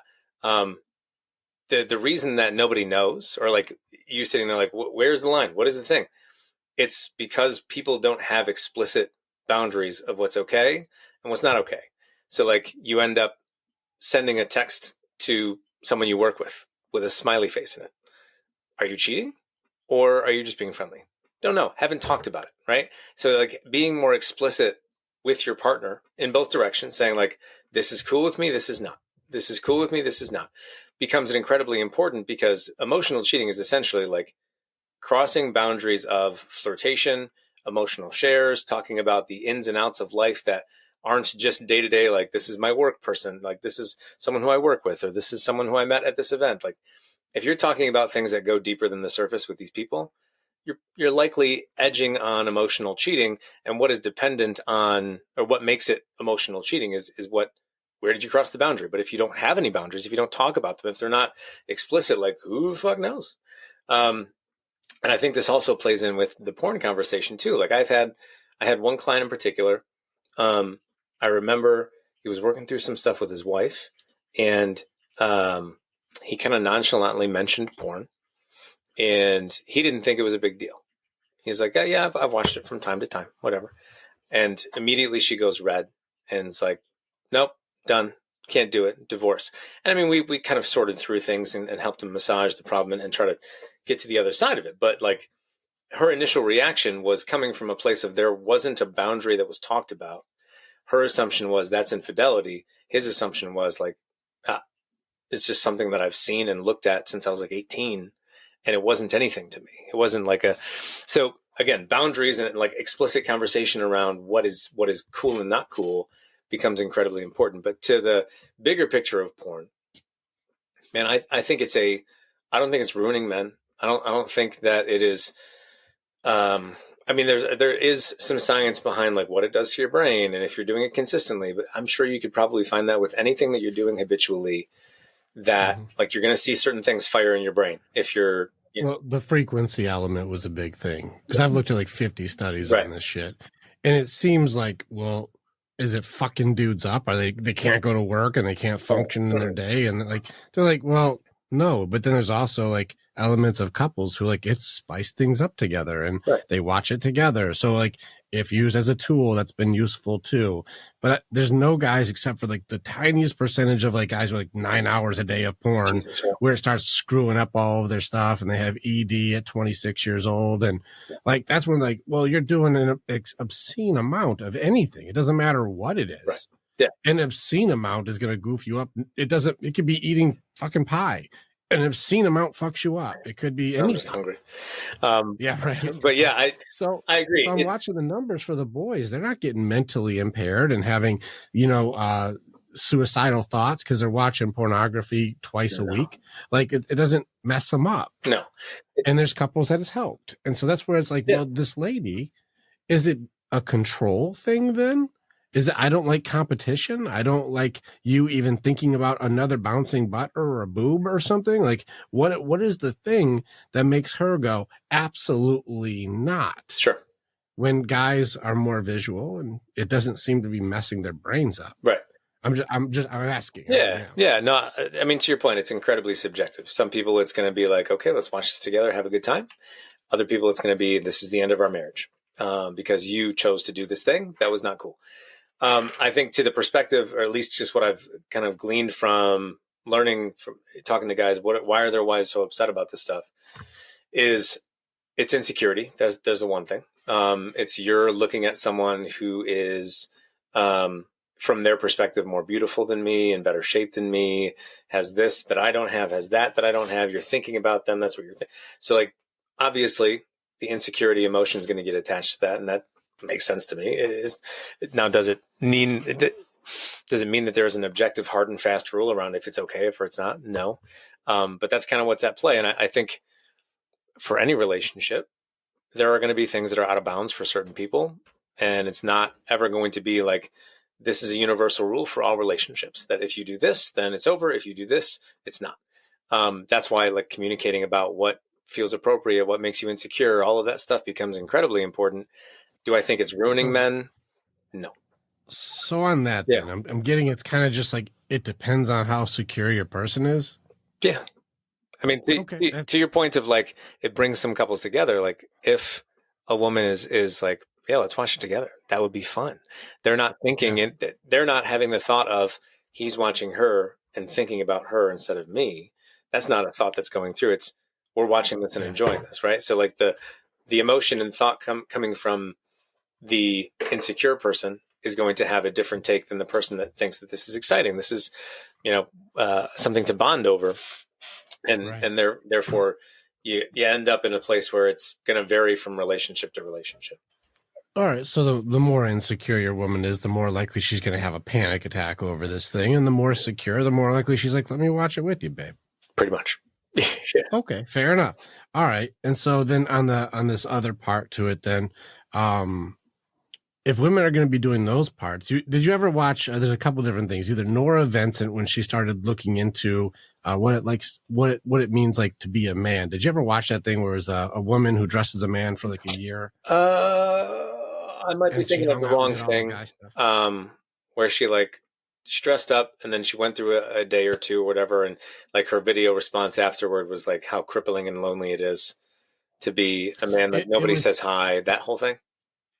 You have to probably watch if it's the same girl. I'm sure somebody else has tried to do it, but she went undercover as a guy for it was more than a year. Oh, wow. And she joined men's groups. She'd go to strip clubs. She would go and do, ask girls out on dates. She'd do speed dating. She did all these different like men activities. Yeah. And she'd go hang with the boys and do like bowling league. Like she would do all the boy stuff. Mm-hmm. And like they put her in like makeup. They did her up. Right. Like the guys didn't know that wasn't a dude. That was Ned. They didn't know. Gotcha. And so later they're like, yeah, Ned was actually Nora. And you're like, shut the fuck up. That was I didn't even know. You did a good job. It's good makeup. But she was pointing out how different it was, especially with strip club.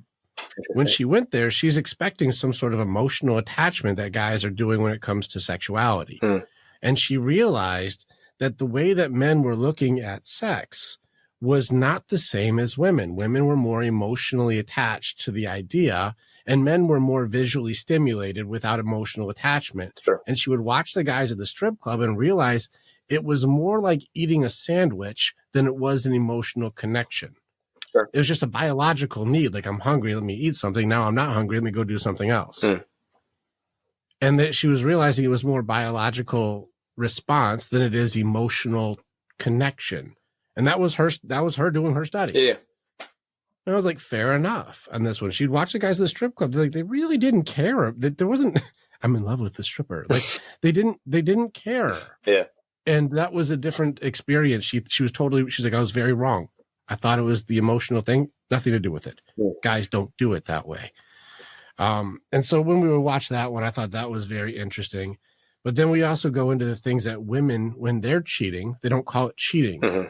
So when they looked at the studies from Google, they looked up what are the fantasies for men and what are the fantasies for women, and let's see like what the correspondence was. As you can imagine, the fantasy study for guys was about 8 minutes. Okay. They just looked it up. They were just like, they like bouncy boobs and butts, and it's just porn. They're all visual. This was an 8-minute study. They're like, it's a bunch of visual porn shit. That's all they did. That was it. There was no, it was just, they just like the stuff. That's it. We don't really have to get deep. Mm-hmm. Now, women, what they found was they were more into the fantasy and story. They were the more of like the 50 Shades of Grey shit. That's why more of like smut books are all the rage. Exactly. And so it got into 5 categories of what women were fantasizing about the most. And the 5 categories were vampires, werewolves, pirates, surgeons, and billionaires. I love that only 2 of them were like human entities. That yeah, don't get me started with the necrophilia and bestiality. I don't know what we're doing with that one.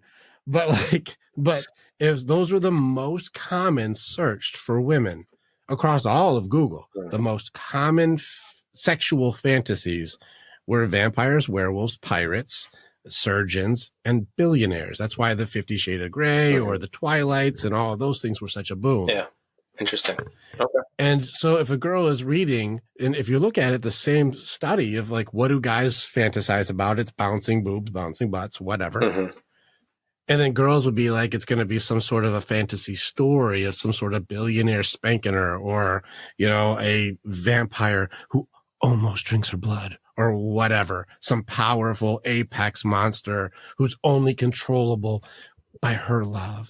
And she's the most basic bitch on earth. Sure. So like that makes it so I have no prerequisite to be special for this apex predator to choose me. Mm-hmm. And so like if she's reading a pirate book, is that cheating?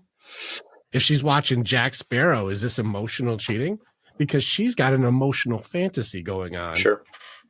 And all you did was like, nice bouncing tit. Right. Well, so it's a good question, presented well. I guess the way that I'm trying to break it down in my mind is, if I were to sit in her shoes and be like, okay, why is this cheating to you? It's the tangible visual of that, and the attachment to like, okay, you're not just watching porn like Netflix, you're watching porn and likely masturbating. So you're likely performing an act on yourself while thinking about what you're watching, versus, and not to say that women don't do that while they're reading the books. I don't know. Never witnessed it. It could be. So like there's not as a tangible attachment to doing something physical with yourself to that element. So there's one piece of it. The other piece being, you know, I've worked with a lot of guys who have come to us and said like, because of this porn addiction that I have, like I'm watching it all the time, I'm not super interested in sleeping with my wife. So like that being a detaching element to the relationship causes stress and strain. Not to say that that's a universal thing that happens when you watch porn, but if that is a high frequency user, right? That would be a high frequency. So if it takes you to a place of being detached, that's a small number, right? Well, I mean, I've definitely talked to guys within our company that have experienced that, but obviously the guys that are coming to our company are the ones that need help. So therefore, they're probably in the smaller percentage. It's a little bit. Agreed. So there's that part of it. And then, what was it? Oh yeah. So the direct physicalness of watching porn to what you're doing while you're doing that creates, I think, more of a significant insecurity, right? Like if I'm sitting there and thinking about my wife reading some vampire book and it's making her feel happy, I'm like, okay, it's whatever. It's a thought that she's brewing up in her mind. It's fine. And honestly, it probably creates more connection than disconnection, right? Like she's going to be getting into that place for herself to seek me out. Not to say that she wants to dress me up like a vampire. I hope not. But well, this is where the emotional cheating part gets weird. What if she's thinking of the vampire story while you're with her, while you're being intimate? She's not thinking about you. Sure. If there were a way to prove that would be uncomfortable. No, and it would. That's part of the denial. You'll never know, Right. but it doesn't mean it's not happening. Sure. And yet I need to control what you're allowed to fantasize about because, I mean, true or not true, women masturbate too. It's true. Yeah. Okay, well, what do they think about? Hard to say. I don't know. Well, that's emotional cheating. What if they're not thinking about something or someone else? What are they thinking about? Cars? What is it? Yeah, right. This guy. But they're going to tell you it's that guy. But when you look it up, it's not like they're not Googling my husband. Well, yeah, they're looking at surgeons and billionaires. They're looking up other things that are like masters of the universe. They're not looking up, they're looking up Jack Sparrow. They're not looking at old family photos of you. Yeah. Right. And so this is where it's like, I'm here for the emotional cheating part. Let's try and get the line here. But it seems like it's a one-way control streak that like I can just lie about what I say, but you had to look at something, and so that counts. Well, I don't see porn as something that falls into an emotional cheating category. For me, the way that I would define it and think about emotional cheating is you are creating a bond with an actual person through communication, through flirting, whatever. It's not about fantasy. It's not about visuals. It's about having some form of communication that should be exclusive to your marriage, that type of thing. Now you're getting into the message stuff. You did a video. I saw the one where you were talking about the guy who was trying to get like pictures from his ex-girlfriend and all that kind of shit. That's just golden rule nonsense where I'm with you all day long. Right. Like, dude, if you're calling your ex to try and get nudes, what the fuck? Yeah. Like, that's just bananas. Right. Now, the emoji, like, hey, thanks for helping. See you later. Smiley face. Mm-hmm. Like, if that's your cheat, or like, what are you doing? Or like, even the way that I speak. If my girl got on me one time for messages to somebody for the way I speak, mm-hmm. where I'm like, I talk to my guys far more intimately than the way I talk to that person. Yeah. I was like, hey, if you ever need backup, I got your back. I'll be there for you. But I do that for everybody. So let me know if you need help. Sure. And they're like, oh, you got their back, do you? I'm like, I got everybody's back. What are you talking about? Like, yeah. That's just, I just told my guys I love them today because I love my fucking dudes. Those are my brothers. Sure. I don't tell that person I love them. Like, which line are we talking about here? Right. Well, I think for the gray areas that you're speaking to, like, where the fuck is the line? It's not, if it is a gray area, it's not a, I'm fucking done. It is, let's talk about this. This makes me uncomfortable. This X, Y, and Z over here isn't cool with me. Like whether it be what you're texting, what you're saying, and or even for your point, like I say this to everyone, it's not specific to them. Being able to work through that so that it's not just like if your wife came to you and was like, "That's not fucking cool. I'm gone. I'll never see you again. Best of luck to you." That's a shitty thing on her part. It's not a shitty thing on your part because you weren't given the opportunity to be like, let's talk about this so that we can either navigate to a place of understanding or I can come to like shifting my behavior if it is inappropriate, if it does make you uncomfortable. You know what I mean? Sure. Yeah. This is where the shifting of behavior, if you're like, that's not even close to my line. Like, I don't do that. That's not even in my realm of flirting. That's not even what it looks like if I do that. Yeah. Like, but they're like, but it feels like flirting to me. And I'm like, I hear you. I hear that for you feels like flirting. And then the truth is, and I'm telling you the truth, that's not what I flirt like. It's not even close to me for flirting. Yeah. So like, it's hard for me to go like, well, let me now adjust a behavior that seems based on insecurity, wounds, or fears when I know that I'm not actually doing the thing that you want me to change something for. Yeah. And my stance on that, and this is something I stood hard for my own boundaries, is if you ask me or even make a demand to change something that comes from an insecurity, a fear, or a wound, I'm not doing it.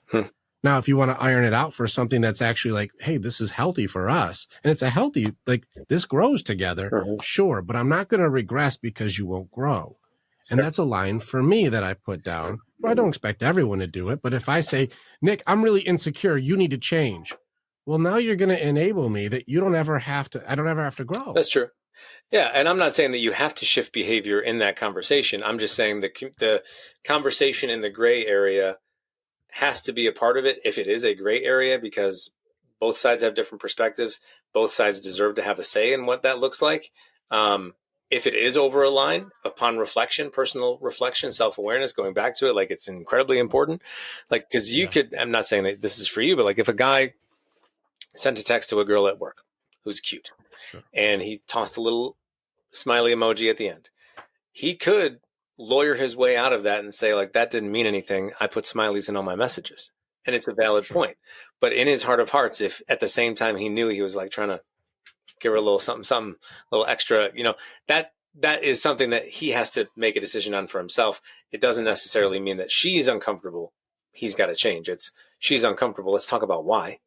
Well, if his intention is to try to be with someone else, well, that will reveal itself anyways. And that's like one of those things where her healthy boundaries for herself, if like, that's what she asked me, where's my line? I'm like, do you want to be with that guy? She's like, no. Then I'm like, then we're good. As soon as you choose a different person, well, then I'll go. Like, that's my line. Like, you're going to shoot. She's like, but what if I tell somebody I hope they have a good day? I'm like, I don't give a fuck if they have a good day. Go ahead. Like, I don't care. Yeah. What if I said goodnight to somebody? I'm like, do you do it every day? Like, well, no. Then I'm like, then I don't fucking care. Do you want to be with that guy? No. Then I don't care. That's me. But if she goes, actually, I really like him and I want to be with him and I want to go spend time with him and I want to do that stuff with that guy, then I'm like, go ahead. Sure. I'm not going to be around. That's just a lot. That's where I have to hold a standard for myself. No different than if I want to go and be with a different girl or go hang out with her and go do other shit. I don't expect you to stay around for that. Right. That makes perfect sense to me. Sure. But if you said, hey, guy from work, hope you have a good day. Thanks for sharing the stuff. I'll talk to you later. Smiley face. I'd be like, I hope you had a good day too. I don't fucking care. Okay. So that's just not the line for me. That's me. Right. And that's important because everybody's lines are different. Being able to find the line for your own sake and then be able to communicate the line. Now let's get messy with the line. Let's play. If pornography can have all of these restrictions because porn is bad. Yeah. Well, what about social media and attention for women today? Yeah. All right. Where's the line here for I just posted a picture of me in my bikini feeling cute, might delete later. Fishing, very different than guys because we hunt. They plant traps. Thirst trap. And so now they're putting up posts that get hundreds or thousands of likes and or views. But they're like, these don't mean anything to me. Is that cheating emotionally? I would say it's hard to not, like I said, my definition of emotional cheating is you are interfacing and connecting with someone in a way that should be exclusive to your marriage. Posting something on the internet in a bikini isn't necessarily doing that. Now, if you're doing it as a means for attention that will eventually get someone to talk to you and interface with you, like if that's the end game, whether it's implicit or explicit. They don't say that. Nobody's going to say it. Nobody's going to say it. Remember, because men and women hunt differently. We pursue. Yeah. We will DM and try to get in. But ladies will leave like bacon on the floor and the door open and just, I didn't know how the dog got in here. Sure. Right. It's one of those things where they put fishing poles on the stand and just don't touch them. And you'll watch. They'll see who's biting and they'll go, gross. Why did this guy bite? Ew. I don't like that. Right. Ew. He liked my comment. This guy's so nasty. He likes all my stuff. Sure. And then they'll see one who's like, that's a nice one. They're like, And you're like, babe, what are you doing? Nothing. I'm like, why are you sizing that shit up? What are you doing right now? I don't know. I just thought it was weird that this guy was DMing me. I'll just see what it's all about. I'm like, wait a fucking second here. Yeah. You were fishing, but didn't call it fishing until you caught a fish that's maybe worth keeping. Yeah. What's that? I mean, slippery slope. I think the initial action isn't necessarily cheating. I wouldn't put it in that bucket, but it's fishing. No pun intended. It is fish. And I think that an important element too is like, is it a changed behavior? Is it a new attention seeking behavior that you didn't see before? Because if it came out of nowhere and all of a sudden you're like, I'm going to start posting things in my bikini, like that feels weird to me. That feels strange to me. Why is that happening? Again, worthy of a conversation. Like going back to, do you remember when the whole Jonah Hill boundary thing happened? I didn't follow in Jonah Hill's boundary thing. What was that? So Jonah Hill, you know who he is, the guy from Superbad? Yeah. Right. Yeah. So he was dating this girl or began dating this girl who I think was either a swimsuit model or some kind of, she was posting stuff on Instagram in bikinis well before they were in a relationship, like right? Her job. Right. It was either her job or, yeah. So they get in a relationship and he begins to kind of speak up about like her posting herself half naked on the internet. And saying like, this is a boundary for me. If you can't not do it, then it's not going to work out for me. Like she was doing that before. It's not a new behavior. She's not fishing for, guys. She's in a committed relationship. She's committed to you. Like the behavior hasn't shifted, right? Like if you're married to someone, if you're in a relationship with someone, after 5-6 years, they get bored and all of a sudden the bikini pics start and their TikTok starts to become this like, I'm a siren type thing. That's questionable. It's fishy. Like I had a client straight up that he came to me because he felt as though he, admittedly so, like he was pretty distant and disconnected for a decent chunk of their relationship up until like 6 months prior to us working together. His wife started posting stuff on TikTok in like, the fucking videos where like they're cleaning their kitchen in a dress. And like there's certain elements of what they're posting to like try to bring the guys out of the woodwork and say like, hey, you look nice today. That's a nice looking shirt, whatever. Or like heart emoji, whatever the fuck. Eventually, some guy starts DMing her on Instagram. She's, engaging in that. Absolutely emotional cheating 100%. And it just kind of became the slippery slope. Like I said, now, does it mean that every bikini picture is that slippery slope? No, but I would say if it's a new behavior in a relationship that is already kind of not super connected, it's probably seeking something. It's probably looking for something. And do you have to wait until the eventual end game where she finally catches a fish to say anything about it? No. You can just bring it up and say, hey, I noticed that, you've been posting these things and, feels a little uncomfortable to me. It didn't look like what you were posting before. And I just wanted to see where that's at and where you're coming from with that. And will she admit it up front? Maybe not. No. Probably not. But at least getting it on the radar as something that you're keeping an eye on so that she understands like I'm watching what's going on. And if it turns into the slipperiest of slopes, then something's got to be done about it. Yeah. But yeah, I think. So the Jonah Hill with the bathing suit thing. Okay. So she used to do the bathing suit pictures before. Yeah. And then now that you're together, it's like, hey, babe, can you tone down the naked pictures? Right. And let's like that. The only thing that you don't see is a nipple and the line. Like everything else is right there. Sure. Like you can see everything on my girl. Can we just tone that stuff down? Well, I used to do it before. So why is it a problem now? Okay. Well, these guys all been watching porn since they were 13 years old. Why do they have to stop now? Okay. Well, one, that was old behavior. They've always been doing that behavior. Sure. That was there forever. But that old behavior in the context of what they might be looking at, insecure about, whatever, is affecting or an element of a relationship piece of this. Like, right there. Well, maybe I'm jumping ahead. Did you agree with Jonah or not? No. Okay. So if he was doing porn first and then he got in a relationship and he still was doing it, even after they got in the relationship, would you agree then that he should stop? Because she doesn't have to stop doing the bathing suit pictures. Right. Because she was doing that before. Mm-hmm. But if this guy was looking at porn, he's not emotionally attached to porn. He just looked at it before. Mm-hmm. He should stop, though. Well, so the bikini thing is a behavior that she's posting and people are reacting to. So like that's attention. That's out of her control what other people are doing to that, right? That obviously will react in whatever. What's it for, though? I mean, like, she's Sure. not posting it because she doesn't want attention. Well, I'm not familiar with why she was posting beforehand. I'm just saying the context was she was doing it before and then after. Let's make it as innocent as possible. Sure. Let's make it the most innocent of innocent. Okay. It's just because it's her business. Yeah. And her business is her body. Sure. Let's keep it as black. Like, it's nothing more, not attention. It's not the pleasure of seeing other people who like her. It's not any fishing, none of that stuff. It's just her business is her body and she shares her body. Yeah. All right. Now, if we do the same thing for this guy, he just does it so he jerks off so he can feel fucking normal and not go nuts for the day. Pun intended, nuts for the day.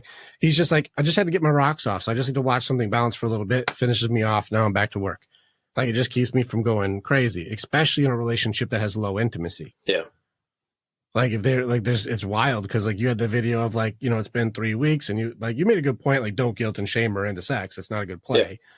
But, like, 3 weeks is a long ass time. Like, hey, well, like, that's still a human. So Hold on a second. Like, he's not supposed to take care of himself for a month. You're going to have a fucking psychopath if he's just pent up for months. Sure. But you're not going to take care of him. And so he's now bad because the behavior he did way before you, just to get his rocks off and go back to the day, is now to be judged and ridiculed and shamed. Yeah. It's the same to me as the bikini pictures. He was doing that way before, and it's not an emotional attachment. It's just, I'm going to watch a boob bounce, finish my thing, go on to work. I'm done. I'm not emotionally attached. I'm not in love with. I don't interact or text any of these girls in the videos. I just watched it, moved forward. Yeah. So, I mean, I can understand how, like, argumentatively they feel very similar, but I think for the guy watching porn, he is engaging with something that, and to your perspective is it's just like no emotional attachment, just getting his rocks off, whatever.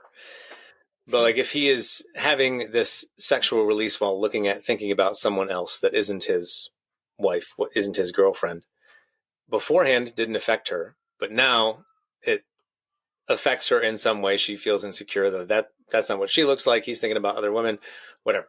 So like, that is something he's doing to himself that is engaging with something in a way that affects what she's doing, right?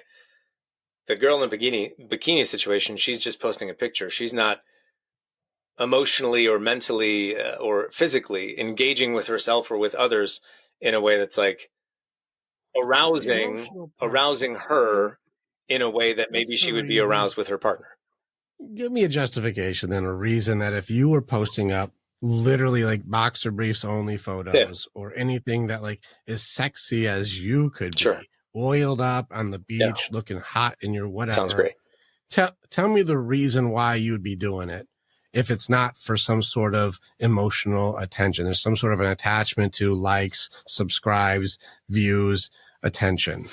Because if you're going to say there's no emotional attachment for these women when it comes to attention online, I may have to argue a little bit. Well, I'm not saying that there's any kind of there's not any enjoyments or whatever from posting and getting attention. I think attention, human beings, we enjoy attention. But I'm saying like getting aroused to the point of orgasm isn't happening when she's posting a picture in a bikini. She's posting something for her business, to your innocent point. And it's not to get herself off. Does she get some attention from it? Does she possibly make some money from it for her business? Yeah, but she's not getting her rocks off and displacing something that is meant for her partner. Whereas in the perspective of a woman who might be insecure about porn, she's watching him. She is putting out the things that people would masturbate to. Potentially. She's pretty much almost naked, dude. Okay. Again, I'm trying to be golden rule here. If you were putting out in content that was like you doing exactly the same thing as this bikini girl, let's put you as like, you're that guy. You're a handsome, beautiful man. Yeah. You can put your shit out there like that. And you would actually be in the small percentage of guys who get that, like, just attention for how you look. Yeah. Like, you could pull that off. Yeah. Now you're doing that now. All of a sudden the tattoos are fucking glimmering. The girls are losing their minds. Those blue eyes are just getting massive attention. Sure. But you're not doing anything with these ladies. Mm-hmm. Your girl would be completely cool because it's for your business. My wife, it's for your business. So my wife wouldn't be cool because it would be a change of behavior. Like if I went from a guy who's just talking about relationships to be like, lady, look at me. But let's just say the attention starts to hit. Old Blue Eyes himself is getting like, you just got another 100,000 subs. Yeah. And like, why? Because those blue eyes twinkle just the way they do. And you're like, okay, all right. And you're like, you did one with your shirt off because you're like being a good dad with your shirt off. And that one drops another 250,000 subs. Yeah. And you're like, okay. So more no shirt photos start happening. And then you do one at the beach with you in just shorts. And that one gets you another 250,000. You're hitting millions of subs. All of a sudden, these videos are blowing up. Right. Now, your other content for helping relationships is good. Yeah. But man, you just quadrupled your exposure from a couple, little bit attractive photos or attractive videos. Yeah. I'm a dad. It's not a dad bod. It's a father figure. Yeah. Like I'm changing the game. Mm-hmm. Father of 3 holding your baby with like your fucking 6-pack. Mm-hmm. Yeah. Way to go, Nick. Looking good, bro. And all of a sudden, boom. Yeah. Now, there's a change in behavior, but it's for your business, man. You're not actually interacting with any of these women. Sure. Like you're not interacting. Mm-hmm. So is it okay for you to start putting up, almost racy photos because it is working for exposure for you to be an icon of a good man who looks good? So are you saying if my wife would be okay with that? Is that the question? Well, I'm just asking, is it okay for you to do what this girl's doing with bikinis? Because it is your business. It does make your business better. You get more exposure as a leader of a guy who walks the walk. And I take care of myself physically, and I teach guys to take care of themselves physically. It's part of being a good man. Yep. And I have the look, I have the vibe, and it is sexy, but guys should also be sexy. Uh-huh. So take care of yourself. Look good for your lady. I walk the walk, look at my body, and that starts to really resonate. Sure. Should you just cancel that shit because she's like, I don't like it? Because that girl with the swimsuit stuff doesn't have to. Jonah's wrong. But if it worked in your favor, exactly the same thing. You're not putting your dick out there. It's just you and like regular, like just no shirt or something. Yeah. Something where it's like, are we crossing the line now? Because in my specific case, if we're trying to make an argument for me doing that, yes. Because again, it's a change of behavior. I don't go around posting myself shirtless all the time. And see, I'm going to have to play with this change of behavior. It's like, wait a second. It's the same behavior. So if I was doing this before, if I was doing this before I met my wife and continued to do it throughout our entire relationship, became a father of 3 and continued after that. And it, continued to build my business or whatever.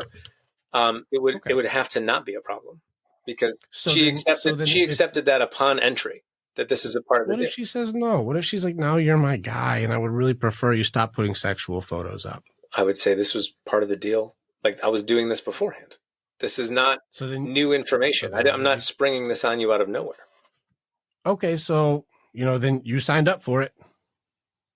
I mean, you were aware, she would be aware that was what my business was about prior to us meeting. Yes. Let's say you glowed up. If I was, I'm trying to make this as balanced as possible. I understand, but it seems so subjective to like, I just get to pick. But again, it's not subjective if the situation is I go from not posting shirtless pics to posting shirtless pics, and that's where my business takes off, and I keep doing it for the attention and for the business. That's a shift in behavior that I'm using my body that should be exclusive to my wife as a driver of things, both attention and business. That's different from whatever this girl was doing. She was doing the bikini stuff prior to. So now if we look into the social media element where the ladies like this lady in the dress who's in the kitchen or women who are all of a sudden doing like feeling cute, might delete later, who didn't do this for years or whatever, this is behavior that, this should be considered. This is a problem behavior. You have a change in behavior and the change in behavior. If it's something I don't like, she, the conversation should make sense that you're doing something that goes against our relationship now because it's new behavior. Again, I'm not saying that it's like cut and dry. You can't do that. It's worthy of a conversation. It goes back to that element of this is a gray area for us. This is new. I don't know how I feel about it, but we should be talking about this because this is new. And I think to that end, it could very similarly mirror what you were saying about your standard and boundary of like, if you're not willing if it's coming from an insecurity or from a fear or from whatever it was, like, that's not my problem. Like, that's something that you got to work on. Right. So like, if you're trying to get attention because you feel like you're not getting enough attention. Well, I'm just saying, there's no way you can compete with millions. If a woman were to all of a sudden start posting things that were, bikinis or in dresses and for the intention of attention. And they can't say that though. They won't say it. I know. I understand. I understand that the reality is like people are messy and they're not going to say these things out loud. But if you can perceive that, right? If that's what's at play, and she comes back to you and says, if this is your insecurity, if this is coming from a wound of yours, you're going to have to figure it out. Is that just as justified as your standard and boundary as well? Seems pretty damn fair to me. Seems like if that's where you're coming from, then yeah. Because I mean, the reason that I would start responding to like if my wife, beautiful lady, I mean, she's just a knockout, got on social media and started like just exclusively posting bikini pictures, I would speak up about the relationship, but it's absolutely coming from insecurity. It's absolutely coming from a wound of mine not being enough. Why are you seeking the attention of the other person?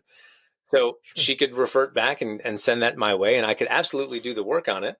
And maybe I do come to a conclusion that like, she's still my wife and she still is a fucking knockout and I should be proud of that. Cool. So I've done the work. I've met up with that and she continues to do that behavior and it's not a problem anymore, but it came from a conversation. It came from, addressing a behavior that was there and not just making it a black and white, like this is done. You can't do this anymore type thing. If I'm breaking it down, it just feels like you have worked through understanding the intention. The intention is what really seems like it's the issue. So a guy setting a heart, the smiley face emoji, for example. Yeah. What's the intention? It's like this, I send emojis to everybody. There's no intention. Well, then it's fine. Work on your shit. Hey, what's your intention for your bikini photo? It's what I do for work. It's not anything beyond that. Work on your shit. Don't change somebody. If she's doing something that's like, nope, it's not because I'm trying to fish or be with somebody else. Yeah. It's because I'm doing this for my, business and I have it. So let's use it. Yeah. What's the intention? It seems more like we got to figure out intention. Now, this is where it's tricky because you talked about fairness, justice, even the concept of truth gets stretched now. Sure. And this is why it's really tough in relationships is because people will fucking lie. Because lying gets you out of being in trouble. That's why we lie. Sure. Yeah. Being in trouble sucks. So these guys are like, she started posting all this shit and I don't like it. She's getting a ton of attention really easy in a way that I couldn't ever. Yeah. No matter how brilliant you and I are, we cannot compete with a bouncing ass. It doesn't matter. Right. We lose. We would lose. There's 1 million subs for a bouncing ass. Right. We're pushing 300K. Yeah. We're not even able to play. Right. And you have to be fucking brilliant. Mm-hmm. And we're at 300K. Right. She just has to be bouncy and win. Sure. We can't compete. Mm-hmm. So like, or we could start chopping wood in the woods like that. I don't know if you've seen it. There's that. I know who you're talking about. He's coming up. What's his name? He seems like a good guy overall, but good guy. He pulls the belt off in one swipe. The girls were talking about it. I was like, who is right? Yeah, he's got lots of subscribers. It's not. I think he's a good dude deep down, but it's not because he's a good dude deep down. It's because he chops wood with his shirt off. Listen, maybe we should be chopping wood. I don't know.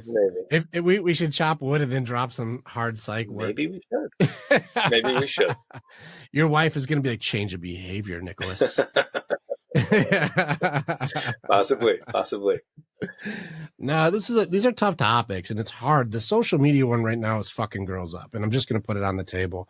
It's making women have a really hard time. The comparisons that they have with other women have now become global. Mm-hmm. The attention is off the charts. It's off the charts attention. Yeah. and you don't even have to be smoking anymore. The interacting with each other with OnlyFans and different apps that make it so that people can subscribe to your naked pictures and then also talk to you. That's a fucking new thing that's becoming a real problem. Right. Like, and there's a lot more videos I'm watching where like the girl is watching the guy walk away because she's in the adult industry, which would be like having an OnlyFans account. Yeah. And good guys are like, I'm not fucking playing that. I don't want to be with a porn star. Yeah. Like, I don't want that. Right. We're in an interesting time where these girls can make six figures from their fucking apartment. Yeah. Right. Just by, just being naked. Yeah. And so what an allure, what a weird time we're in for relationships.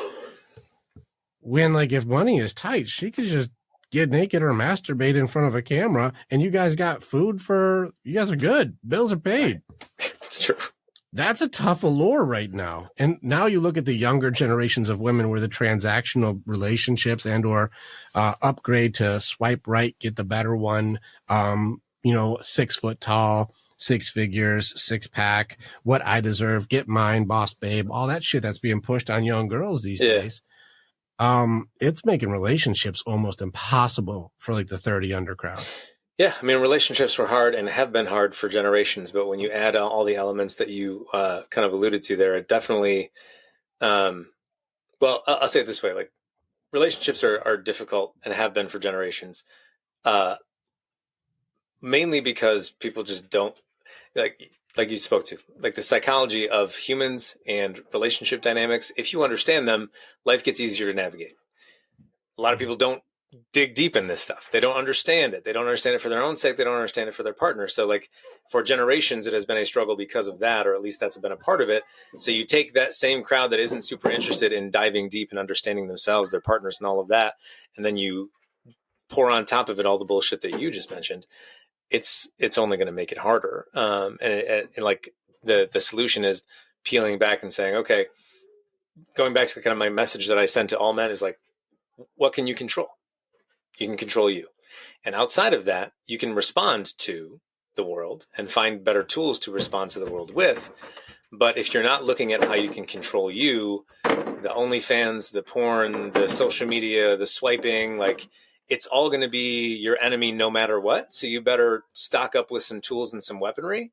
And that requires sitting in stillness and sitting down and learning about yourself and not thinking that you have it all figured out at the age of 18.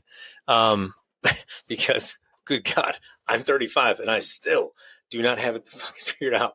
And just like being humble in that way and looking at yourself and knowing that if I can just figure some stuff out about me, the beautiful thing is when you do that, you start to recognize things about other people a whole lot faster, right? I mean, you've been in the work, I've been in the work. Like you can sit with someone for 5 minutes now and you're like, yeah, you're fucking lying to me. I know it. I just know it. I've ran those circles. I've heard it all before. So you just know it immediately. And if you don't, you can't trick me with a mask I own. Right. Exactly. I love that. I have that outfit. You can't tell me it's not. I know it. I know how to get into that outfit. Don't fuck with me. Right. Mm-hmm. So like by doing that deeper work on yourself, it's not that you become immune to the world. It's not that the circumstances don't suck, because they objectively do sometimes, but you at least have a better chance of responding to them with some, efficiency and effectiveness. Like otherwise you're going to drown in all of that stuff that you mentioned. Like I know just by sitting with enough men and enough people, when you can see stuff from within you that you see in other people, it's like, okay, I'm either going to stay and dig deeper with this person because I can see that potential. It's like a little diamond in the rough, or I'm going to be like, there's no shot. Sorry. Like I'll see you next time. Not going to work out. So being able to do that from a place of your own introspection gives you not superpowers, but pretty close to it. And that's kind of the solution, as it always is. And I think a lot of at least men in my comments on social media are always like, what about her? What about her? What about her? And I'm like, I hear you. Women are imperfect. I saw that. They are. I don't get that as much as you. I was looking at your comments on that. You get a lot of these guys who like thanks for the free content, knuckleheads.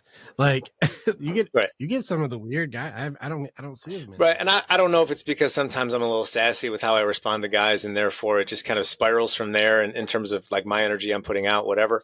But yeah, like I get that question a lot. It's like, what about her? What about her? What about her? And as we've talked about back and forth on our time here together, like all humans are flawed. women are included in that conversation. My job as a men's coach and leader is not to tell you that your wife needs to change, not to pat you on your head and say like, you're good, she's the problem. That's not helpful. You can recognize those flaws in her, but also like, if you're not going to work on you, we're not going to talk about her. We're not going to focus on her imperfections, because it all has to start with you every time. Well, again, those guys generally seem to be more in like, I don't teach polarization, but I can't deny it doesn't exist. Right. And so like, if the dude's like highly in his feminine, you know, he's going to be more like, what about her? What about her? And I'm like, all right, we're going to need to get your balls sewed back on so we can do some shit together here. Cause it's not about her, man. It's about you. Right. She will respond to you, you know, if you got things going in the right direction.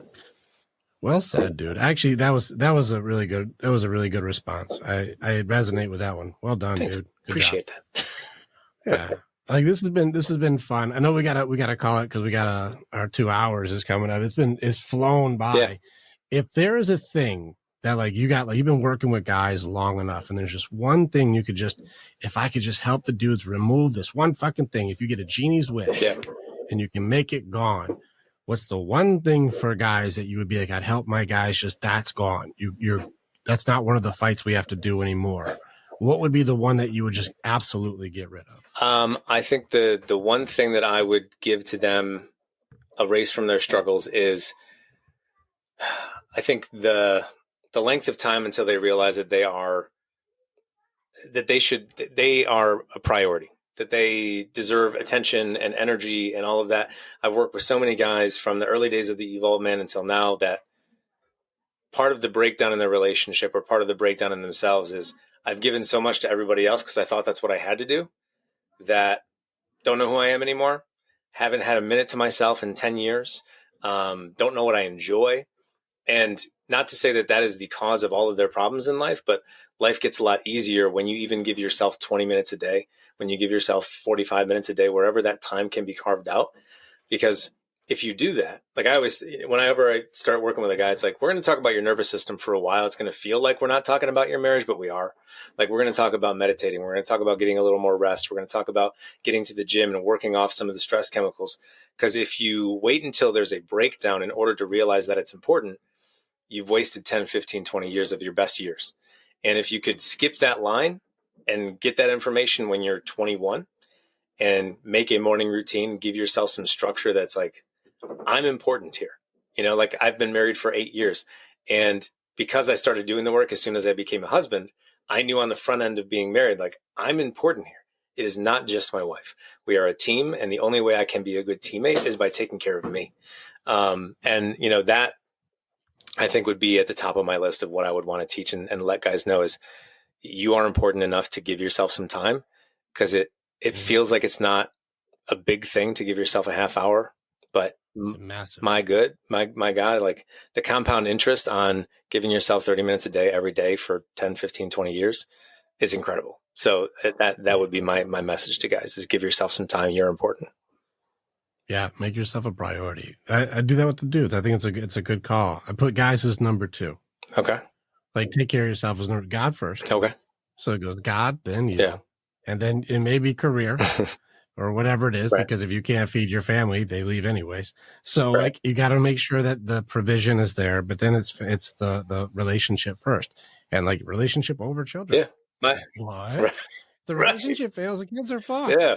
Like no, relationship first. Yeah. My thing is person, partner, parent is what I teach is you first.